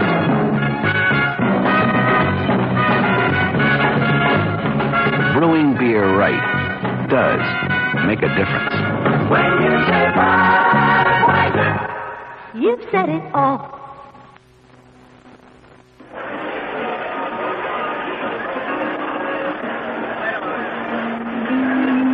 To the top of the 6th inning, 2-1 Angels. The run scored in the first inning. A walk to Grabarkowitz. Valentine walked. Pinson forced Valentine. Make that on a bunt play. It was the lead runner. Grabarkowitz forced at third, so Valentine at second, Pinson at first. And then they worked a double steal, and with 2 outs, Jim Spencer's line drive single to center field scored the 2 runs. There have been other opportunities for the Angels, but a couple of line drive double plays have helped Tommy John. The Dodger runner walked to Lopes leading off the first. He moved to second on a ground out, to third on a wild pitch, and came home on Bill Buckner's long drive to center field, on which Vada Pinson made an outstanding play. Doug Howard, 0 for 2, steps in. John kicks his pitch. A little low, ball 1. Angels 2 runs, 5 hits. The Dodgers no runs, or took at 1 run and 1 hit. The pitch on the outside edge, 1-1. Playing Howard as a dead pull hitter. They give him the gap in right center. 1-1 pitch. Swung on late and missed. Howard struck out for only the third time this spring in the first inning. John working quickly. The 1-2 delivery. Low. 2 balls, 2 strikes. Howard stands up in the batter's box. That front foot right on the front chalk line. The pitch. Swung on and missed, and John gets him again. So Howard has struck out only twice all spring, and John gets the job done twice today. For Tommy John, that is his 6th strikeout. Brings up Jim Spencer. 2-run single in the first inning. He took a third strike in the third, and that was costly because the Angels had runners at first and third at the time. The pitch. Fouled away. Angels also had Grabarkowitz picked off third with only 1 out. So it's 2-1. The Angels in front here in the 6th inning. Lee Stanton on deck. Wynn continues to just whip the flags toward the right field corner. Curveball bends away. 1-1. Those giant flagstaffs just bending with the force of that wind. The pitch swung on, ground ball sharply to Buckner. He has it deep at first and goes to the bag himself in time for the out. 2-away, Lee Stanton the batter, and a reminder that California Angels baseball is brought to you by Busch. At Busch Gardens in Van Nuys, there's no extra charge for the rides or the shows or music. Your one admission price includes them all, and you don't have to be a kid to enjoy it. Take the San Diego Freeway to the Roscoe exit. Busch Gardens, Van Nuys. John's pitch. Stanton looks at it outside. Angels come into this game with only 3 more left this spring and still just 1 home run hit by the Angel Ball Club. Low 2-0, and that by Frank Robinson, his first time at bat. The pitch by John on the outside edge, 2-1. The Dodgers have not hit a lot of home runs either, but have quite a few more. High fly ball to right, and the wind has it. Crawford drifting back. He's at the warning track, still going back, and he makes the catch at the bullpen gate. You could see the wind was going to help that one. Crawford easing back and finally forced to get all the way to the bullpen gate in front of the Angel Relief Corps to make the catch of Stanton's wind-blown fly. That's the first time that John has gotten the Angels in order, and after 5.5, Angels 2, Dodgers 1, and with a word from the proud bird, here's Big D. The next time you fly to Denver, fly a Continental DC-10. It'll give you a chance to find out how Pride gets things done, because Pride is behind all the good things on Continental. Things that make their DC-10 something very special. For instance, the seats are the best ever, custom designed for your comfort.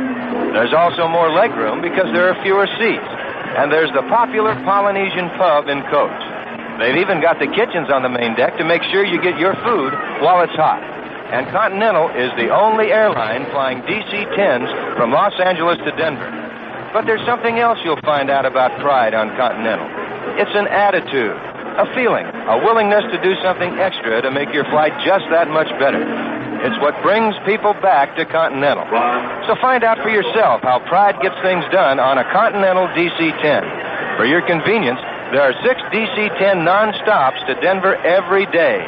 Continental Airlines, the proud bird with a golden tail. 2-1. Angels lead the Dodgers. Bottom of the 6th inning. Von Joshua rubbing some dust out of his eye before he steps in. Now has to back out again as the wind swirling around the home plate area. Nolan Ryan has retired the last 7 men in order. Joshua 0 for 2 in the game. Pitch by Nolan. High, ball 1. Joshua, Buckner, and Davis. And Crawford next. 4 left-handed hitters stacked up in a row in the Dodger lineup. High, 2-0. These are the innings right now, Dick, where in the spring it can really take a toll on a starting pitcher pitching on a windy day like this. There he got the fastball down below the belt and carved the plate in half. 2-1. Valentine just turning his head away from a big dust storm out at short, and Ryan delivers high and away 3-1. The wind seemed to throw his pitching motion off that time. Right in the middle of his delivery, Ryan seemed to fall off the mound. Left-hander throwing for the Dodgers. No one throwing out in the Angel bullpen. 3-1 pitch. Right down the middle. 3-2. Ryan has given up just one hit through 5 innings. That by pitcher Tommy John. 3-2 delivery. Line foul. Slicing back into the seats down the left field line. Doug Rao throwing again. He was working back in the first inning for the Dodgers.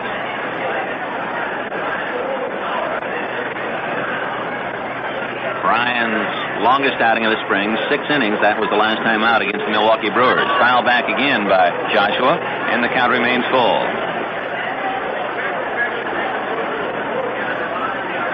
Ryan's worked 3 against the Cubs and 3 against the Brewers, then extended to 4 innings against the Indians, 5 against the Giants, 6 against the Brewers.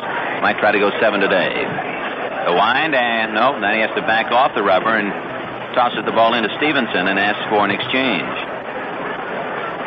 National Hockey League final. Montreal Canadiens defeated the Boston Bruins 5-3. A 2-1 Angel lead. Joshua up, full count, bottom of the 6th inning. Outfield playing Joshua well around toward left. Gave him all to the right field corner. Here's the pitch. Swung on and missed. He blew him down with a fastball. And it appeared to be ball 4, but had a lot on it. That's that good rising fastball. Looks like a strike about 20 feet out in front of home plate, but at the time you swing, then that ball's coming up over the shoulders. 4 strikeouts for Ryan. Billy Buckner, sacrifice fly and a walk, so he's not been up officially. Outfield playing him about the same toward left. Strike, outside corner. Willie Davis on deck. Right-hander from Texas, Nolan Ryan's pitch, a curve upstairs, 1-1.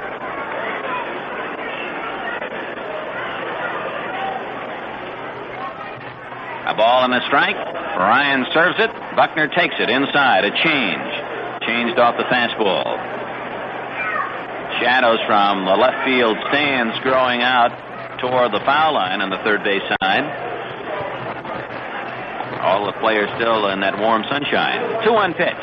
High fly ball to left. The wind will hold that up. Howard drifting with it toward the line and coming in makes the catch. 2 away, and that's now 9 in a row. Retired by Nolan Ryan. We pause for station identification. This is the Angels Radio Network. You're listening to KXTC 92.3, Glendale, Phoenix, Arizona. Transmitting from the tower with the power atop the Hotel Westward Ho in the heart of downtown Phoenix.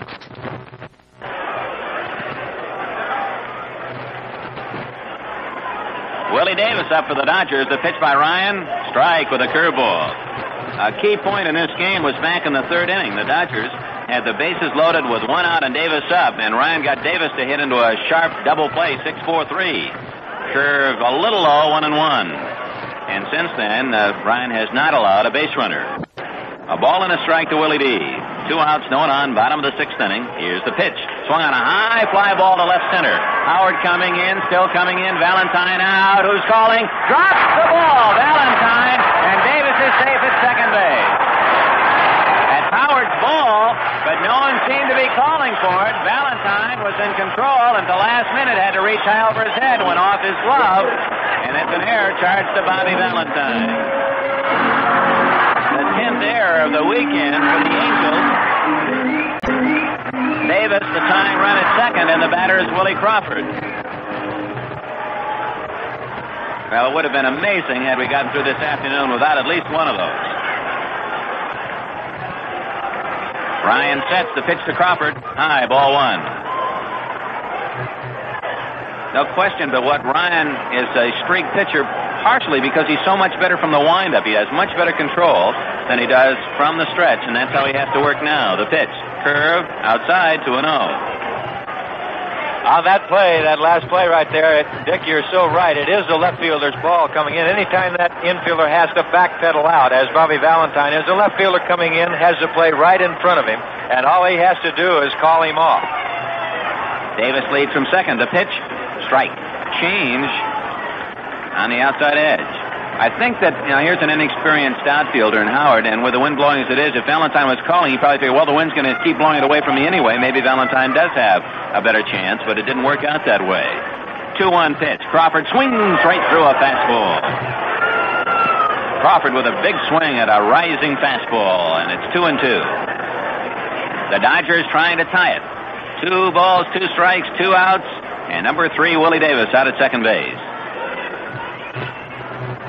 Ryan looks back at Davis, pulls up the sleeve on that right arm. Now from the belt, the 2-2 pitch. Fastball foul to the screen. Ryan got that one down where he wanted it, down around the thighs. Ken McMullen on deck. Still no one throwing in the Angel bullpen. Doug Rao more serious in his work in the left field corner for the Dodgers. A 2-1 ball game. The Angels in front. It's been that way since the first inning. The 2-2 pitch. Inside. And Crawford bending with the knees forward and arching the back so he could get his chin out of the way as that fastball came running in on him. 3-2 on Willie Crawford. Crawford with a double, a home run, and a single last night. Knocked in 2 and scored 2 in the 5-1 Dodger win. The 3-2 pitch. Curveball bounced weakly to the right side. Spencer up with it to the bag in time for the out, and the inning is over. So Ryan continues his masterful pitching, and although Al Downing was brilliant last night, pretty tough to find fault with Ryan's work today. He's allowed only a punch single by Tommy John through 6 innings. No runs, no hits in there, and a man left for the Dodgers in the 6th. We go to the 7th, 2-1. Angels lead. The Chevy Vega is referred to as the award-winning little car because it's won more than its share of awards. In its first year, 1971, Vega was the Motor Trend Car of the Year. In that same year, it won the Car and Driver Readers' Poll as Best Economy Sedan. Last year, the readers of Car and Driver again chose Vega Best Economy Sedan. And in July, a survey of independent mechanics conducted by Motor Service and Service Station Management magazines voted Vega the easiest subcompact to service. Now Vega, this time the Vega GT, is again being honored by Motor Trend as the Car of the Year in the economy category. And they said that, quote, the determining factor was the sense or feeling of durability, unquote. Thank you, Motor Trend. Thank you, Car and Driver readers. Thank you, independent mechanics. Thank you, everybody. Vega. Just because it's better doesn't mean it's more. From Dodger Stadium in Los Angeles on a sunny, windy Sunday afternoon, this is Dick Enberg with Don Drysdale and Dick Nelson. Mighty happy you joined us. Hope you'll be with us tomorrow from Palm Springs, Angel Stadium. Our broadcast time, 12:40 Pacific Standard Time. By the way, some good seats available. A chance to see the world champion Oakland A's and the Angels. Top of the 7th, here's Don. Thank you, Dick. As Sandy Alomar stands in, John's first pitch is a breaking pitch taken up high for ball 1. Alomar this afternoon, 1 for 2. He flied to right, deep to right, sending Crawford to the warning track and singled back in the 4th. The 1-0 pitch is outside for ball 2. 2 balls and no strikes. Alomar now steps out, looks down at his third base coach, Salty Parker. Here's the 2-0 pitch, outside for ball 3, and John not too happy with that call. McMullen about a step behind the bag at third. Buckner shortened up at first. The next pitch is down low, ball 4. John now unhappy as Alomar draws a base on balls.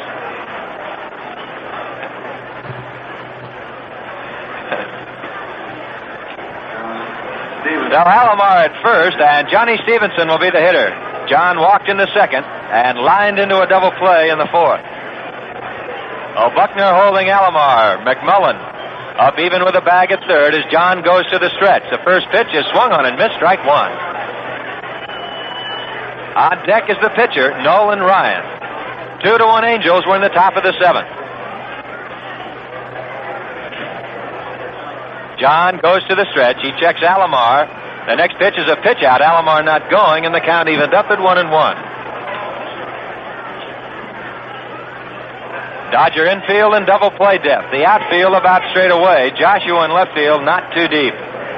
Davis in center field not very deep also.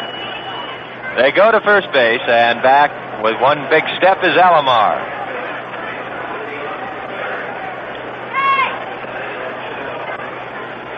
John on the rubber now, leans in, checks signs with Yeager. To the stretch as he checks Alomar at first. There it goes. A pitch grounded to Buckner. Fair ball. He will go to the bag, and Stevenson retired on the play. Alomar moves to second. California Angel Baseball is brought to you by Standard Station and Chevron dealers. Quality products, people, and service.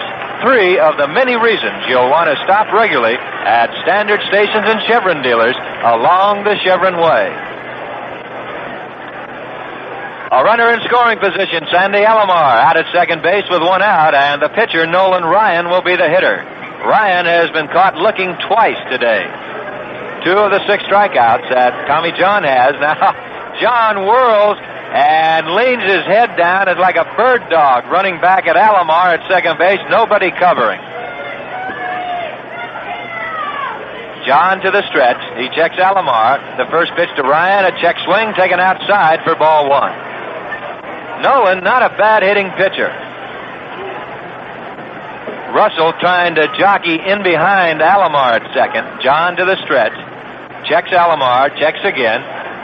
And tries to drag Ryan, and he fouls it away. The count now, a ball and a strike.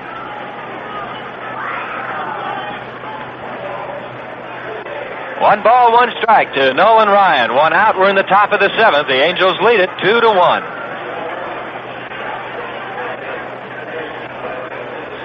John once again to the stretch. The pickoff plays on, and Alomar back in time. Russell breaking behind, but Sandy no more than about 3 or 4 steps off of the bag. First base coach Johnny Roseboro yelling at Alomar to keep an eye on Russell for him. John now set, kind of a quick pitch, line drive, a looper to Buckner. He makes the catch, and Alomar back in plenty of time with no play being made. So Ryan, a little looping liner to Billy Buckner right on the first base bag. 2 gone now for the Angels. Then will bring up the third baseman, Bill Grabarkowitz.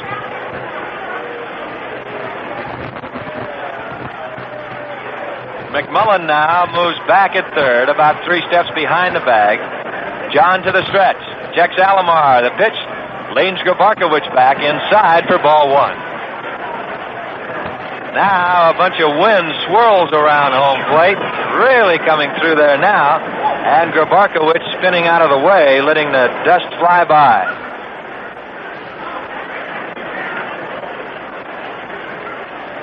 Now Bill back in the box is John on the rubber checking signs with Yeager. Grabarkowitz steps out again and gets a little dirt out of his eye. Now steps back in. John to the stretch. Checks Alomar. The next pitch swung on and missed. Strike 1. Grabarkowitz trying to hit the ball the opposite way. Lopes giving him a lot of room to hit between the hole at first and second.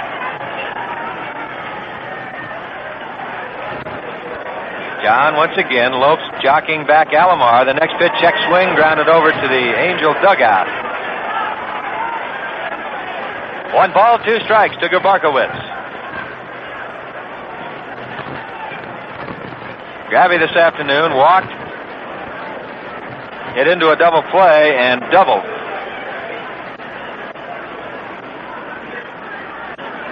John wipes off a sign now, goes to the stretch, checks Alomar, the 1-2 pitch, curveball, got him looking, called strike 3, and Grabarkowitz knew it. That retires the Angels in the 7th. No runs, no hits, no errors, 1 man left. And the score after 6 1/2, it's the Angels 2 and the Dodgers 1. When Standard Oil selects a new marina along the Chevron Way, they keep in mind what kind of services people want and need after a long day on the water. That's why most Chevron marinas are near interesting, entertaining things for the whole family. Dad, Mom, and the kids. For instance, many Chevron marinas feature gourmet restaurants or hamburger stands, luxurious hotels or tourist cabins or campgrounds. Some even have golf courses nearby. And of course, while you're enjoying all the interesting activities, it's good to know that your boat is being looked after by the men who've made a career out of professional, personalized marine service, the marine dealers along the Chevron Way. Stop by a Chevron marina and pick up a free marine cruising guide. It'll show you locations and facilities of all the Chevron marinas in your area. Knowing where they are and what they offer can be a big help when you're planning your boating trip. Chevron marinas. They're great places to tie up your boat all along the Chevron Way. Ken McMullen will lead it off for the Dodgers as we move to the last of the seventh. The Angels lead it 2-1. McMullen this afternoon. Kenny having a rough day. Struck out twice. First pitch is a pop fly into short right field. Stanton coming on, now stops and moves back and makes the catch for out number 1. One pitch, one out. And it'll bring up the catcher, Steve Yeager. Nolan Ryan in his final tune-up for Friday night's opener with the Kansas City Royals. We certainly hope that we'll see a lot of you out at the Big A. Opening night, Kansas City Royals. A lot of excitement. Ryan winds, and the first pitch to Yeager drops inside for ball 1.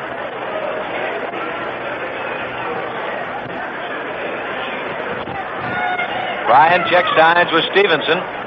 Into the windup, and the 1-0 pitch, and that drops him out of there. A breaking pitch up over the head of Yeager.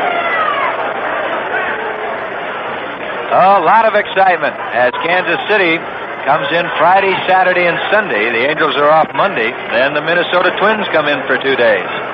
2-0 pitch, fastball called strike. Good pitch over the outside corner. On deck, the shortstop, Bill Russell. Ryan winds, and now time is called as Yeager steps out. And again, as we stated before, the one rule that is really not enforced whatsoever. Once that pitcher goes into his motion, the hitter is not supposed to be able to step out. 2-1 pitch, and he went around. Yes, sir, says home plate umpire Chris Pelagudis. Yeager trying to hold up on a high fastball. The 2-2 pitch by Ryan, once again up high, this time taken, ball 3. Yeager takes the count out, 3-2. Ryan winds, here's the 3-2 pitch, check swing, and it's fouled. Up to the third deck, and the count remains 3-2.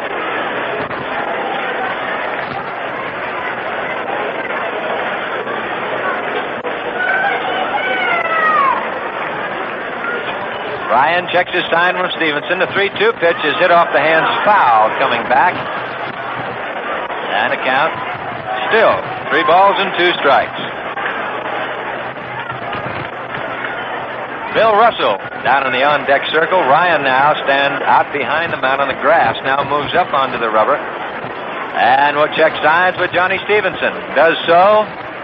Winds, here's the 3-2 pitch. That got him looking. Call strike 3. Curveball dropped in and over, and Yeager knew it. The 5th strikeout by Ryan this afternoon, and he'll bring up the shortstop, Bill Russell. Russell has flied to right and grounded to third. 0 for 2. Bill hitting .316 coming into today's game. Ryan winds, and the first pitch fouled away. Strike 1. Nolan now gets a new ball from home plate umpire Chris Pelagudis back out on the grass area behind the rubber, behind the mound. Gets his sign from Stevenson. Winds. The next pitch is popped to the right side. It'll curl foul, going back and out of play behind the Angel dugout.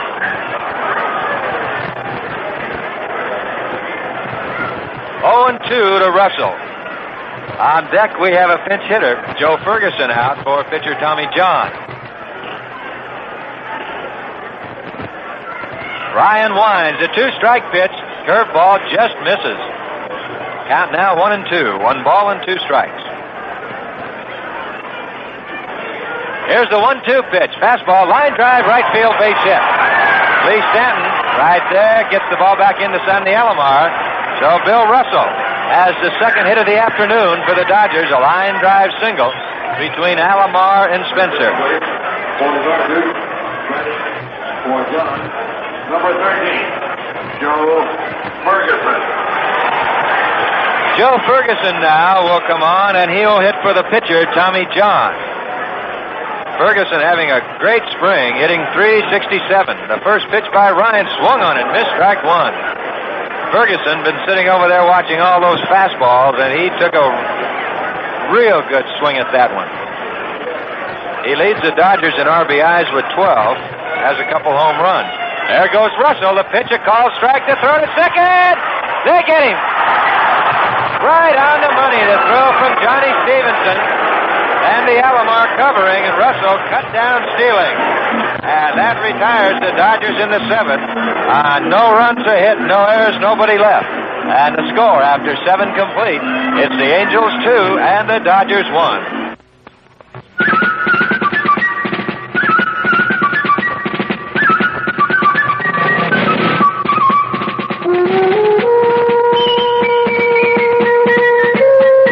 From Lexington, Massachusetts, to Lexington, Kentucky, all across America for that matter.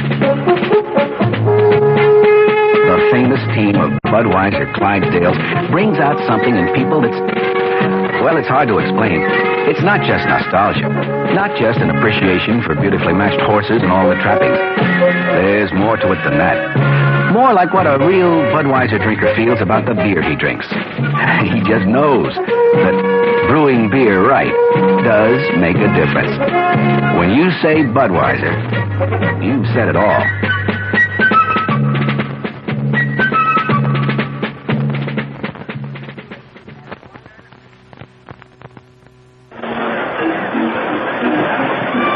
We move now to the top of the 8th with the Angels leading it 2-1. A new pitcher for the Dodgers, Doug Rauch, coming on to work inning number 8. And for here to tell you all the action, here's Dick. Thank you, Don. That's been quite a ball game. And great pitching by Nolan Ryan. For the Angels, giving up just the 2 singles through 7 innings. And for the Angels, that has to be about the best news that they've heard since Frank Robinson got back in the lineup, however short-lived that experience was. In the 8th inning, Bobby Valentine leads it off for the Angels. Valentine, a single and a walk. He's 1 for 2. The Angels got their 2 runs in the very first inning, a couple of walks, and then a 2-run single by Jim Spencer. And the Dodgers got their run without the aid of a base hit, a walk to Lopes, a ground out, a wild pitch, and Lopes scored on Buckner's long sacrifice fly. Valentine, right-handed hitter. Pitch by the left-hander, check swing, it's a strike.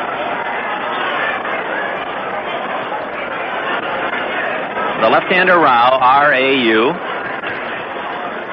He's 6'2" and 175, a South Carolinian, although he makes his home now in Columbus, Texas. The Angels 2, the Dodgers 1. Rau kicks and fires. Curve low, 1-1. It's a change of battery. Ferguson also into the game, replacing Yeager, McMullen, Russell, Lopes, and Buckner on the infield with Joshua Davis and Crawford in the outfield. Pitch by Rau. Low, 2-1. Not very often anymore do you see a Major League outfield with 3 left-handed throwers, but that's the case today for the Dodgers. 2-1 to Bobby Valentine. Vada Pinson, then Doug Howard to follow. The Angels got just 5 hits and their 2 runs off Tommy John, who struck out 6 and walked 5 in his 7 innings of work. That has to please the Dodgers. The pitch swung on, bounced on one big hop to third. McMullen has it. His throw in plenty of time. 1 out. Here's Vada Pinson. Pinson with a fielder's choice, a bunt single, and a ground out. 1 for 3. Check that. John had 7 strikeouts and 5 walks. 5 hits. The 2 runs were earned. Rau much more deliberate than either Ryan or Tommy John. He faces the left-handed swinging Vada Pinson. Here it comes. Curveball way outside. In the Angel bullpen, Terry Wilsusen, side-arming right-hander. Ryan has gone longer than any time this spring, and certainly for Tommy John. He's gone 7 innings today. Had gone 6 all spring. Fastball hit the outside corner at the knees, 1-1. Rau last year at Albuquerque, he won 14 and lost only 3 games. He winds. Here's the pitch. Swung on a high fly ball in shallow right center. Davis easing toward the line. Glasses down. He makes the catch. Willie kind of shielding himself from the sun, kind of lifting that left shoulder to turn himself away from the sun and make that catch. 2 away. Left fielder Doug Howard is 0 for 3. Struck out twice. Yellow ballots being passed to us for the Lefty Phillips Award and the Fresco Thompson Award. Howard swings and fouls it out of the glove of Joe Ferguson. California Angels baseball brought to you by Chevrolet. Taking yourself out to the ball game, much more enjoyable when you drive a Chevrolet Chevelle. Chevelle, very strong in the ride and handling department this year. Quick, responsive, smooth. New suspension and wider stands. Test drive a Chevelle Malibu or Chevelle Laguna. High with a fastball, and Howard able to hold back on the swing. 1 ball, 1 strike. 2 outs, no one on. Angel 8th inning, and the Angels hanging on to a 2-1 lead. Both Angel runs and the lone Dodger run scored back in the first inning. The pitch, low. 2 balls and a strike. Well, the 2 top pitchers in this series, without question, Nolan Ryan and Al Downing. And since Downing mowed down 22 in a row, we have to vote for him for the Lefty Phillips Award as the top pitcher in the series. Curveball grounded up the middle off the glove of Rao and by Russell into center field. So Howard takes a big turn at first and holds as Davis hurries the ball in. Howard with his first hit, the 6th by the Angels in the game. And here's Jim Spencer. Almost didn't get to vote for the most valuable player. My ballot for the Fresco Thompson Memorial Award had designs on going to San Fernando by way of the latest wind current. Jim Spencer, he knocked in both Angel runs with that line single to center back in the first inning. 1 for 3 for Jim. Left-hander against left-hander. Howard does not have good speed, about average. Buckner holding him on. The pitch swung on, bounced foul. Buckner trying to knock it down in front of John Roseborough in the first base coaching box. Well, it's really tough to pick the outstanding player in this series. There have been very few players who have played in all 3 games, and there's no obvious standout. But we're going to be provincial, and if the Angels win today, we're going to vote for an Angel. Swung on and missed. Spencer couldn't find the slow curve, 0-2. In terms of on-base percentage, Grabarkowitz on base 3 times, 4, 5 times in the series. The pitch inside with a fastball, 1-2. Friday night, Grabarkowitz 2 hits, Berry had 2. Spencer an RBI single, so he's knocked in 3 runs in the series to lead the Angels. Jim Spencer. Theta Pinson had a hit. Sandy Alomar was 2 for 4. The pitch, foul to the screen. So Alomar, long fly today, a walk and a hit. He's 3 for 6 in the series. Jim Brewer now throwing in the bullpen for the Dodgers. The pace of the game has slowed considerably with Doug Rao in. The attendance today, 21,099. So the 3-game series drawing near 60,000. Pitch, swung on a long drive to right field down the line, hooking foul, and that's way back into the second deck. Boy, Spencer got all of that, but was a bit out in front. Howard at first base, 2 outs here in the top of the 8th inning. The Dodgers in the series, Bill Russell with 5 hits. He leads all the players. Pop fly, shortstop Russell backpedaling into the outfield, and he makes the catch, and the inning is over. No runs, a hit, and a man left for the Angels. And after 7.5 innings of play, the score remains the Angels 2, the Dodgers 1. When you're enjoying an airline flight, you don't always stop to think about why it's so good, but the people at Continental do. They take pride in their business. In fact, at Continental, pride is the good idea behind all their good ideas for you. Good ideas that have done a lot to keep people happy. For example, Continental passengers were the first to enjoy hot meals and coach, the first to be offered an economy class fare and an adult standby fare. Another result of pride is the special willingness on the part of Continental's people to do all those little extras for you that can make a flight so nice. These kinds of things are what they're talking about when the Continental people say pride gets things done. They think it really does, and evidently so do their passengers. 7 out of 10 people who fly Continental are people who've flown Continental before. So the next time you have a chance, fly with Continental. See for yourself how pride gets things done. Continental Airlines, the proud bird with the golden tail. With a change of battery in the last inning, Joe Ferguson was inserted into the 9th spot in the batting order. He leads off for the Dodgers, to be followed by Dave Lopes and then Von Joshua. Ferguson, strong right-handed hitter.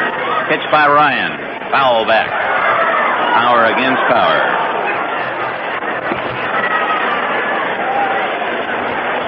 21,099 today. There were 19,000 plus last night at the Big A, and over 16,000 on Friday night. Line by Ryan, one strike pitch. Fouled in the same spot. 2 strikes on Joe Ferguson. Ferguson this spring has a couple of home runs. He's the leading Dodger hitter in average .367 this spring. The pitch just outside, 1-2. So Nolan Ryan stretching out into his 8th inning.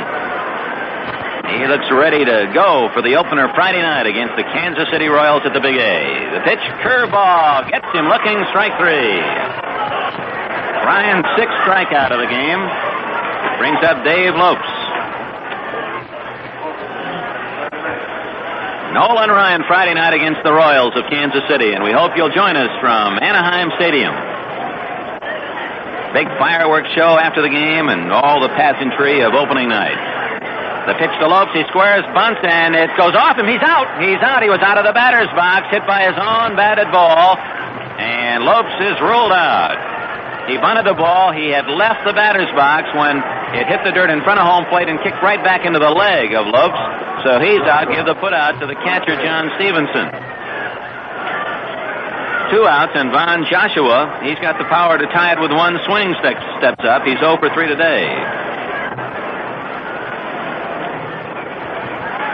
It's been quite a pitching job by Ryan. 2 singles through nearly 8 innings. The pitch. High pop fly out of play. A little late on the swing, and they lift it back into the upper blue level. A reminder that down in Palm Springs tomorrow, the Angels and the Oakland A's, it'll be Clyde Wright, and it'll be fun to see that game because they'll experiment with those yellow baseballs, and we hope those of you down in the desert area will come out and see us tomorrow or Tuesday and Wednesday when the Angels host Milwaukee. Change just off the outside corner.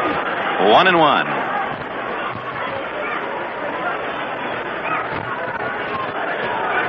The 1-1 pitch. Strike. And Joshua was bailing out of the batter's box because a big windstorm had hit home plate. But the pitch was already on its way, and there was no chance for the plate umpire to call time. They're booing Telecutis, but he couldn't call time with the ball already on its way to the plate. Joshua backed out, had not asked for time. No way he could see the ball with all that wind and dirt flying. Paper wrappers now running the course across the diamond from first to third, although the wind is blowing toward right field. The current's carrying the papers the other way around home plate. Swung on and missed, strike 3 on a curveball, and Ryan runs off the mound. He gets the Dodgers in order in the 8th inning, logs 2 more strikeouts to run his total to 7, and through 8 innings, it's the Angels 2 and the Dodgers 1. 73 Chevelle by Chevrolet. It looks different because it is different. Different outside, with pillared hardtop design that we call colonnade styling. Increased visibility area, double panel roof for strength and quiet, and a new hydraulic front bumper system. 73 Chevelle by Chevrolet. Different in the smooth way it rides and handles, with an improved suspension, a wider stance, front disc brakes. 73 Chevelle by Chevrolet. Different inside, with a handsome new interior that features full foam cushion seats and more backseat legroom than any Chevelle before. The 73 Chevelles by Chevrolet, Chevelle Malibu, and the new top-of-the-line Chevelle Laguna. They look different because they are different. Get the message?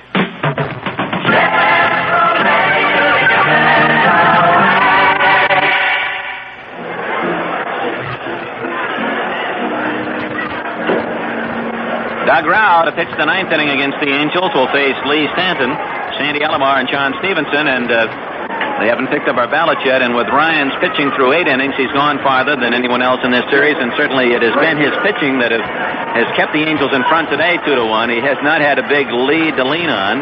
He's allowed only 2 hits. That's the number of hits and runs allowed by Downing last night in less than 8 innings, so we're going to give our pitching vote to Nolan Ryan on the strength of his performance today. Stanton swings and misses strike 1. And we're going to vote for Bill Russell as the outstanding player, although it just is very tough to pick out one person That was a standout in this 3-game series. There's a looper behind first, slicing foul by about 8 feet. And down into the corner it goes. But Russell, the only player to hit in each of the 3 games, with the exception of one bad throw, has come up with some very nice plays at shortstop. The Angels 2, the Dodgers 1. 2 runs, 6 hits, 1 error for the Angels. 1 run, 2 hits, no errors for the Dodgers. The Angel bullpen is busy. A left-hander, right-hander throwing. We'll see whether Ryan tries to work the full 9. The pitch, strike on the outside corner, and Stanton takes the long walk, and we pause right here for station identification. This is the Angels Radio Network. This is Person-to-Person FM Radio, KXTC 92.3, Glendale, Phoenix, Arizona. Transmitting from the tower with the power atop the Hotel Westward Ho in the heart of downtown Phoenix.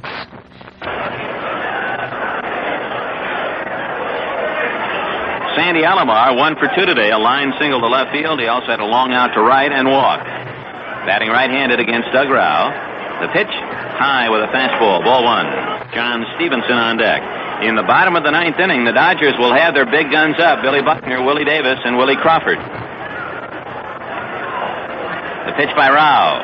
Strike. Outside corner fastball. So with 3 left-handed hitters scheduled, Bobby Winkles may go to the bullpen for the left-hander Steve Barber. Lloyd Allen also working with Barber in the right field corner. Wind by Rau, the pitch. Swung on and missed. Alomar dropping the bat in the batter's box as he followed through on a swing. A ball and 2 strikes on Sandy Alomar.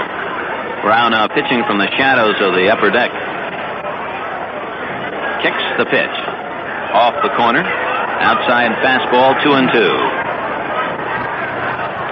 Dick, just watching all the excitement in this 3-game series between the Dodgers and the Angels, you got to think that really it would be great if realignment ever came along. It would really add, I think, a lot to the game. You bet. Fastball away, 3-2. The fans are the ones who would benefit so very much. You can just feel there's a lot of, you can just see a lot of little wagers going here. A Dodger fan against an Angel fan, and they'll go back to work and argue about it the rest of the year. Outside corner, says Pellicutis, and Alomar on his way to first base is called back by Pellicutis' strike call. So Rau gets Stanton and Alomar looking on strikes. And here's John Stevenson. He's walked, lined into a double play, and grounded out. And the same would be true of San Francisco against Oakland. The 2 Chicago teams. Oh, my. The pitch. Fly ball into right field. Very high. Out goes the second baseman Lopes. He wants it. He's got it. And Doug Rau works a very easy 9th inning. 1, 2, 3, the Angels go. And now to the bottom of the 9th, Buckner, Davis, and Crawford with the Angels leading 2-1. Along the Chevron Way. Different people, different roads. Different needs with each new day. Along the Chevron Way. One thing we've learned over the years at Standard Oil is to not put any hard and fast limits on that word service, because we keep finding more and more things that it covers. Everyone's got their own particular needs, and we make a lot of friends just by meeting those needs as they come up. Helping people, making friends, meeting neighbors, meeting needs. People really count. Along the Chevron, along the Chevron, along the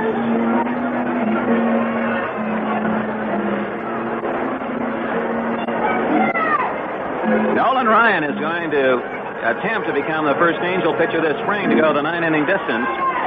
He's out there warming up with catcher John Stevenson. Behind him, Grabarkowitz, Valentine, Alomar, and Spencer. In the outfield, Howard in left, Pinson in center, and Leroy Stanton in right field. The 2 hits by the Dodgers. A single by Tommy John punched to right field in the 3rd, and a line single from Bill Russell to right field in the 7th inning. Ryan has struck out 7. He has walked 4, but has not walked anyone since back in the 3rd inning. The only run given up without the aid of a hit. A leadoff walk to Lopes. Ground out by Joshua, a wild pitch, and then Buckner's long sacrifice fly back in the 1st inning. And here's Billy Buckner to start it off. He's 0 for 1 today. Sacrifice fly, a walk, and a fly ball to left. So Ryan will have to get out the Dodgers' best left-handed hitters to win it for the Angels. He's into motion, the pitch. Strike. He starts Buckner with a curveball. 21,099 at Dodger Stadium. And many pulling now for a Dodger last-inning rally. The pitch, another curve upstairs, 1-1. The wind again will aid a ball pulled down the line in right field. So the left-handed hitters do have a little boost from that wind, and it's whipping the flags again. The 1-1 pitch, swung on and missed. Ryan challenged Buckner with a high fastball.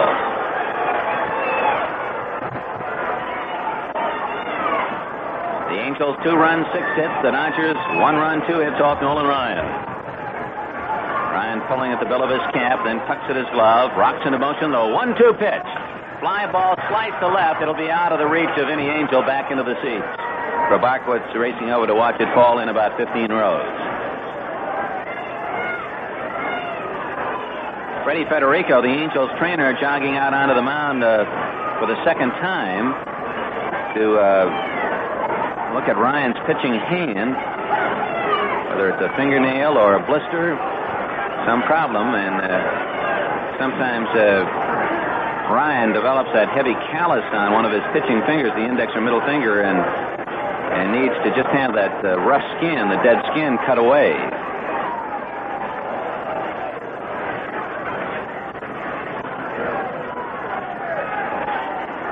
A ball and 2 strikes on Bill Buckner.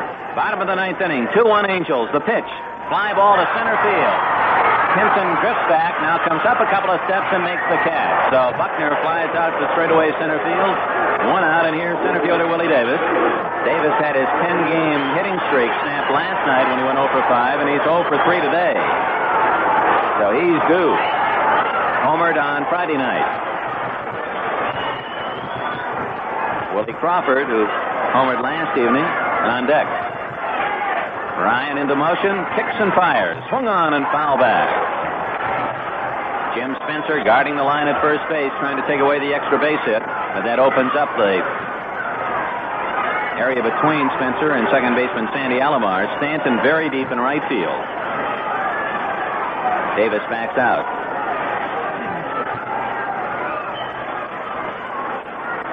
Ryan pitching from the shadows. They've turned the lights on now at Dodger Stadium, as the infield area now pretty dark. And Willie D going to make sure that wind stops blowing before he steps in there. There's a gust of wind that's taking a lot of that crushed red brick with it into the stands in the third base side.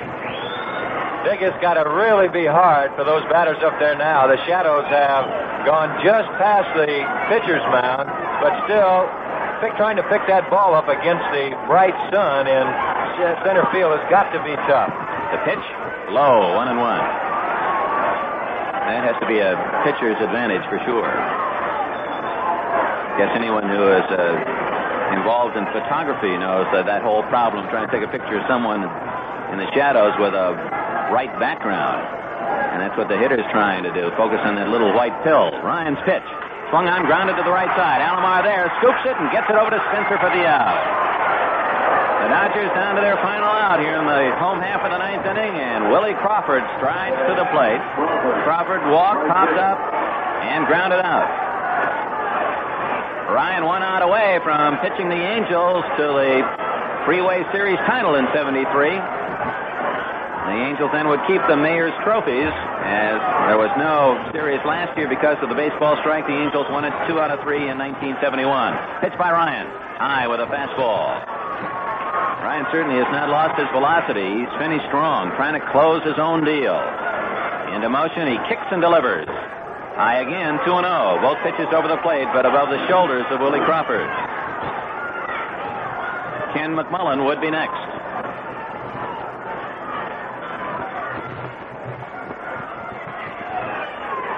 Closing in on the start of this season. Ryan's 2-0 pitch.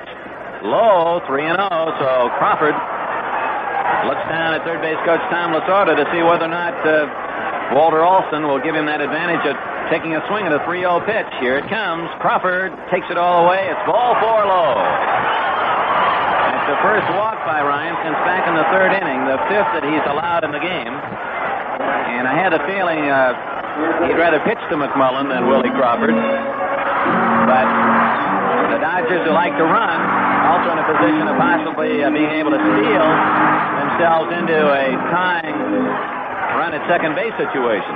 Well, that's probably one of the things right there. Jim Spencer was telling Nolan Ryan at the mound, keep an eye on Crawford over here because they'll try and get that runner in scoring position, but Nolan's got everything going for him. A right-handed hitter, right-handed pitcher, wind blowing in from left. He sets the pitch. Curve is in there for a strike. Big curveball. The wind continuing to be an enemy of all the players, offensively and defensively, as one by one they're constantly fighting off the wind, trying to hold their uniform in place. Popped up, nub foul. It'll make it into the seats away from Jim Spencer beyond the Angel dugout. Just back to the auxiliary scoreboard on the first base side. So it's match point for the Dodgers and Ken McMillan. 2 strikes, 2 outs, bottom of the 9th inning. Crawford the tying run at first base. 2-1, the Angels lead. Manny Mota's in the on-deck circle. Here's the pitch. Just upstairs. 1-2. And Ryan, as he followed through, and he had his best fastball on its way to the plate, was taking that step toward the dugout, hoping he'd get Pellicutis to call strike 3. Ryan sets the 1-2 pitch. Grounded foul. Far end of the Angel dugout. Caroms out beyond the foul line into fair territory where Sandy Alomar picks it up. Well, it's been a rough spring training season for Bobby Winkles in terms of wins and losses, but if the Angels could beat the rival Dodgers in the Freeway Series, that would certainly give the club a lift. The 1-2 pitch. Foul to the screen by McMillan, and in fairness to McMillan, he's just not getting very good cuts. His back obviously must be bothering him. He's not swinging freely at all. Crawford still at first base, and between each pitch, he's checking with Lasorda to see whether or not the Dodgers want him to run. He leads away. The pitch, curveball, just missed outside, and McMillan took a pretty good pitch. 2 balls, 2 strikes, 2 outs, 2-1 Angels. Bottom of the 9th inning. The outfield playing toward right field for McMillan. Stanton way over near the line. Ryan sets. Here's the pitch. Strike 3 called, and the Angels win the Freeway Series as Nolan Ryan goes all the way to beat the Dodgers on a brilliant 2-hitter, giving up only 2 singles as the Angels win on this windy Sunday at Dodger Stadium 2-1 before 21,099 fans. And Nolan Ryan, with a top pitching job of the entire spring for the Angels, being congratulated by his teammates and the happiest of the lot, Valentine, Grabarkowitz in there patting backs and shaking hands. They've come back to Dodger Stadium, and they'll leave tonight as winners. With the totals, here's Don. All right, Dick, the totals for this afternoon's game. The Angels, 2 runs on 6 hits. They committed 1 error and left 6. The Dodgers, 1 run on just 2 hits. They committed no errors, and they left 5. The winning pitcher going 9 innings this afternoon, and that is Nolan Ryan. He's now evened his spring record at 3 apiece, 3 wins and 3 losses. The losing pitcher, Tommy John, he's now 0-2. The attendance, 21,099. A game played in 2 hours and 14 minutes. Nolan Ryan, we said before, going 9 innings, and we'll visit with Nolan on Angel Report, and that'll follow in just a moment.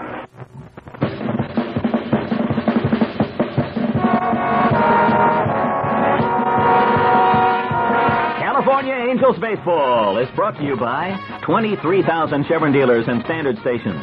Drive in and discover for yourself that people really count along the Chevron way. By Anheuser-Busch Incorporated, Los Angeles, brewers of Budweiser. When you say Bud, you've said it all. By Continental Airlines, where pride is behind all the good things that keep people coming back. In fact, 7 out of 10 people who fly Continental have flown Continental before. Next chance you get, fly Continental. See for yourself how pride gets things done. And by Chevrolet. Chevrolet, building a better way to see the USA. This broadcast is authorized under radio rights granted by the California Angels solely for the entertainment of our listening audience. Any other use without permission of the Angels is prohibited. Now stay tuned for important post-game coverage on Angel Report, coming right up. Now is the time for you to get that great stereo system you've been wanting. Stage Sound at 2202 East Apache Boulevard is having a clearance sale on stereo equipment. You can save on speakers. Wharfdale 70s, regularly $179.95 each, are on sale for only $140. $89.95 DWD speakers are offered at only $60 each. Look at the Gerard Z100 turntable, or pick up some stereo headphones. Pairs regularly $19.95 are now just $13. Others usually $14.95 or $10. Stage Sound has 8-track tapes on sale too, reduced from $3.99 to $2.29. Remember, for a quality stereo system, it's Stage Sound. They're having a clearance sale right now on speakers, turntables, headphones, 8-track tapes. The clearance sale is on now at Stage Sound, 2202 East Apache Boulevard at Price Road, midway between Tempe and Mesa. You're listening to KXTC 92.3, Glendale, Phoenix, Arizona. We're transmitting from the tower with the power atop the Hotel Westward Ho in the heart of downtown Phoenix. It's 5:18.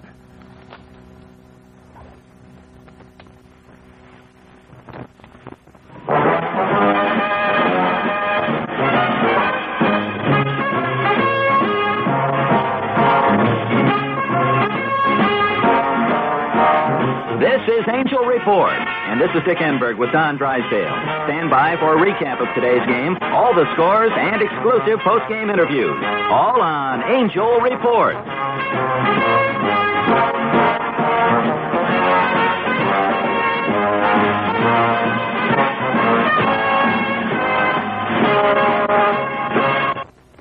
Angel Report is brought to you by John Shadenagel, CLU, and the Scottsdale office of Metropolitan Life.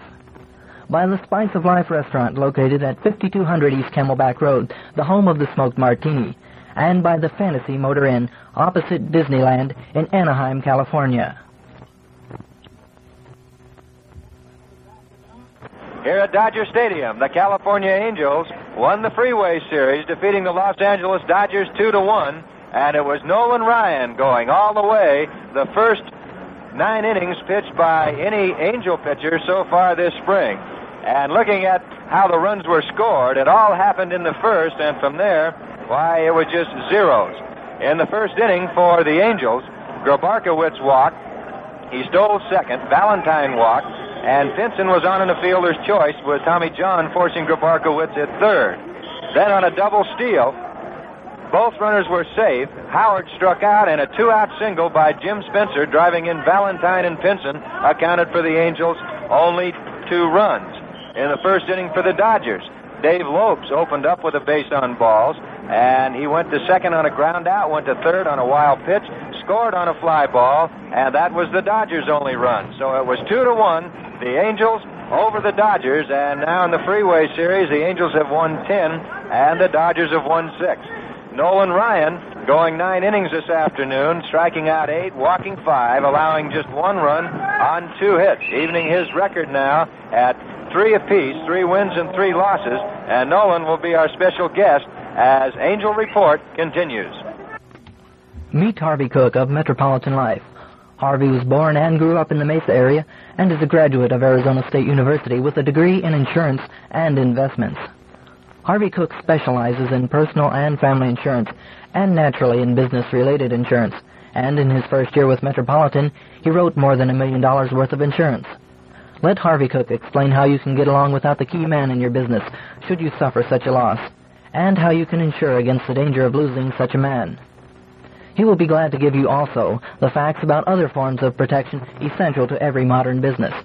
So when you think insurance, remember Harvey Cook and Metropolitan Life. Call Harvey Cook or John Shadenagel, CLU, anytime at the Scottsdale office of Metropolitan Life. That's Harvey Cook or John Shadenagel, CLU, at the Scottsdale office of Metropolitan Life.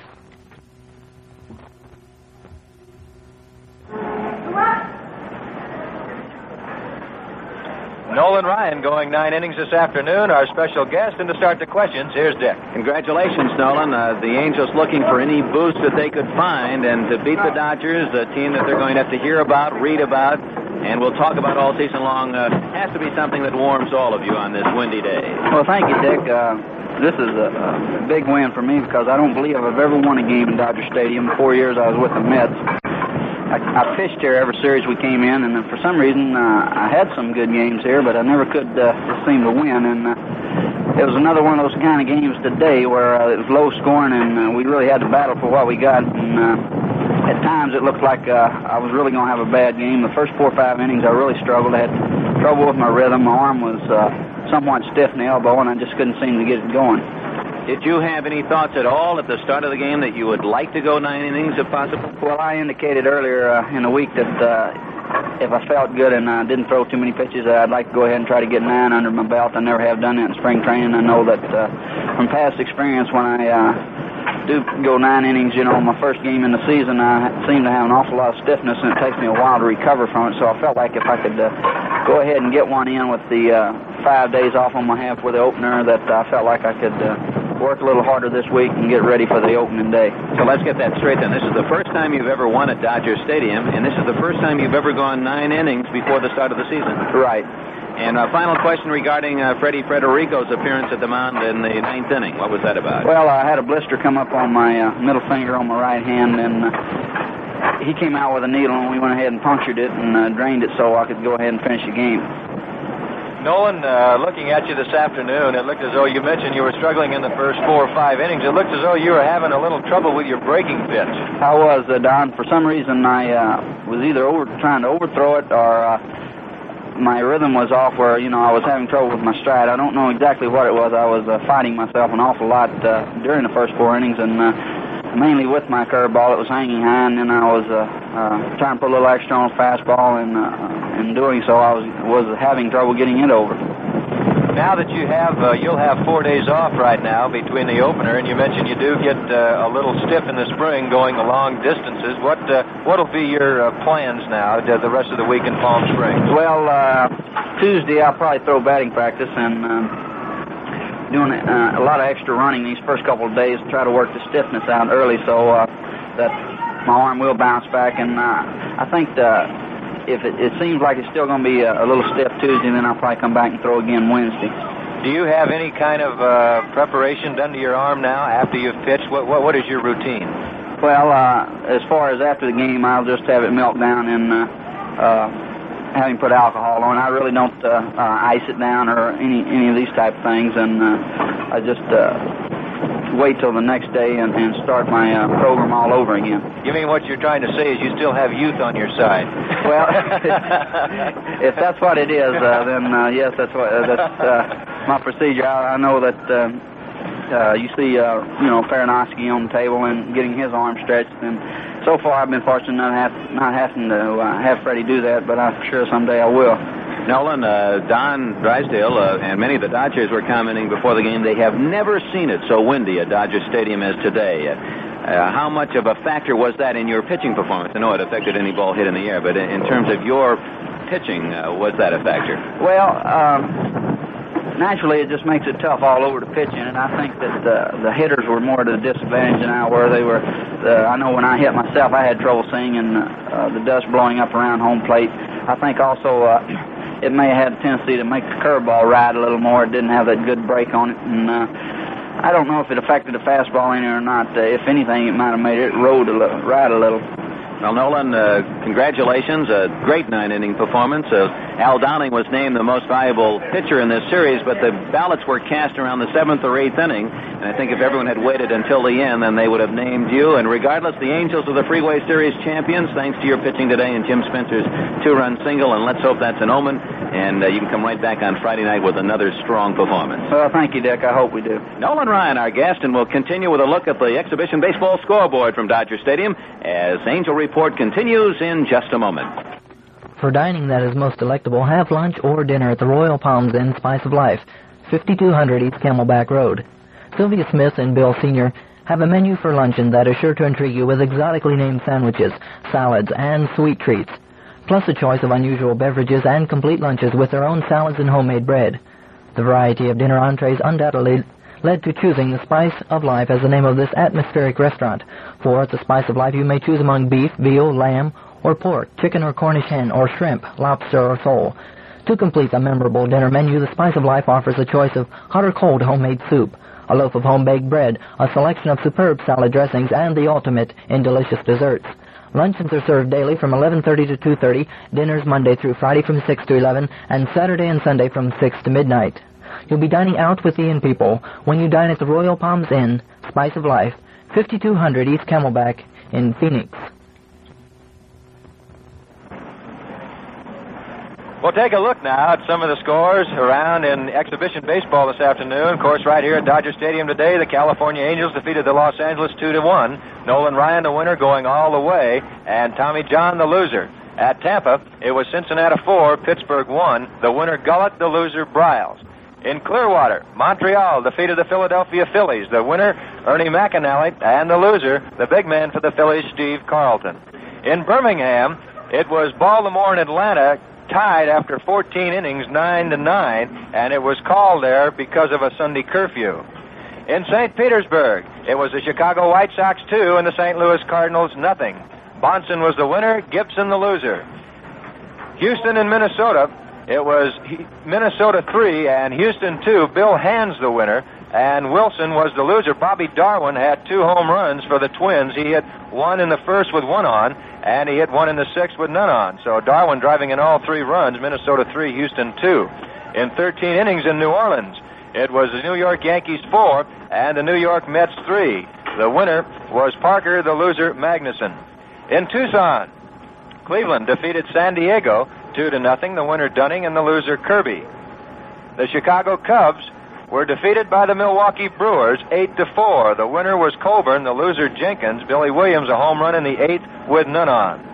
It was the San Francisco Giants 10 and the Oakland A's 9 in a slugfest over in Phoenix. The winning pitcher was Barr and the losing pitcher Gardner. At Winter Haven, it was the Boston Red Sox 6 and the Detroit Tigers 5. The winning pitcher Marty Patton and the losing pitcher Joe Niekro. Horton a home run in the 6th with 1 on and again in the 8th with nobody on. At Pompano Beach, it was the Texas Rangers 8 and the Kansas City Royals 6. The winning pitcher was Bosman and the losing pitcher Dick Drago. He might be the opening night pitcher at the Big A. Home runs in that game, Maddox in the 2nd with 1 on, Otis in the 6th with 1 on, Harris in the 8th. And those are the scores, and we'll have more on Angel Report in just a moment. Before inflation, you could spend a first-class night in a first-class motel for less than $6 a person. You still can today and get Disneyland at your front door. A color TV in your room, along with 2 double beds, private tub and shower, air conditioning, and even 2 swimming pools to use. A first-class night in a first-class motel and Disneyland at your door. For only $5.80 per person, double occupancy. The Fantasy Motor Inn. Remember the name, the Fantasy Motor Inn, opposite the main entrance to Disneyland at 1760 South Harbor in Anaheim. The Fantasy Motor Inn, all rooms one price, just $5.80 per person, double occupancy. Weekends and holidays, slightly more. The Fantasy Motor Inn at Disneyland. Call area code 714-533-6000 for reservations. That's 714-533-6000. The Fantasy Motor Inn in Anaheim. Tonight after the game, the California Angels will move back down to Palm Springs where they'll play the Oakland A's tomorrow. It'll be Clyde Wright with a spring record of 1-2, and of course tomorrow will be the time when they will be playing with the Orange Baseballs. Then they will be playing the Milwaukee Brewers Tuesday and Wednesday. It'll be Rudy May, followed by Bill Singer. The Angels this spring now have a record of 7-12. This afternoon, defeating the Los Angeles Dodgers 2-1 to win the Freeway Series of 1973. The winning pitcher, Nolan Ryan, the losing pitcher, Tommy John, in front of 21,099. That wraps up today's edition of Angel Report.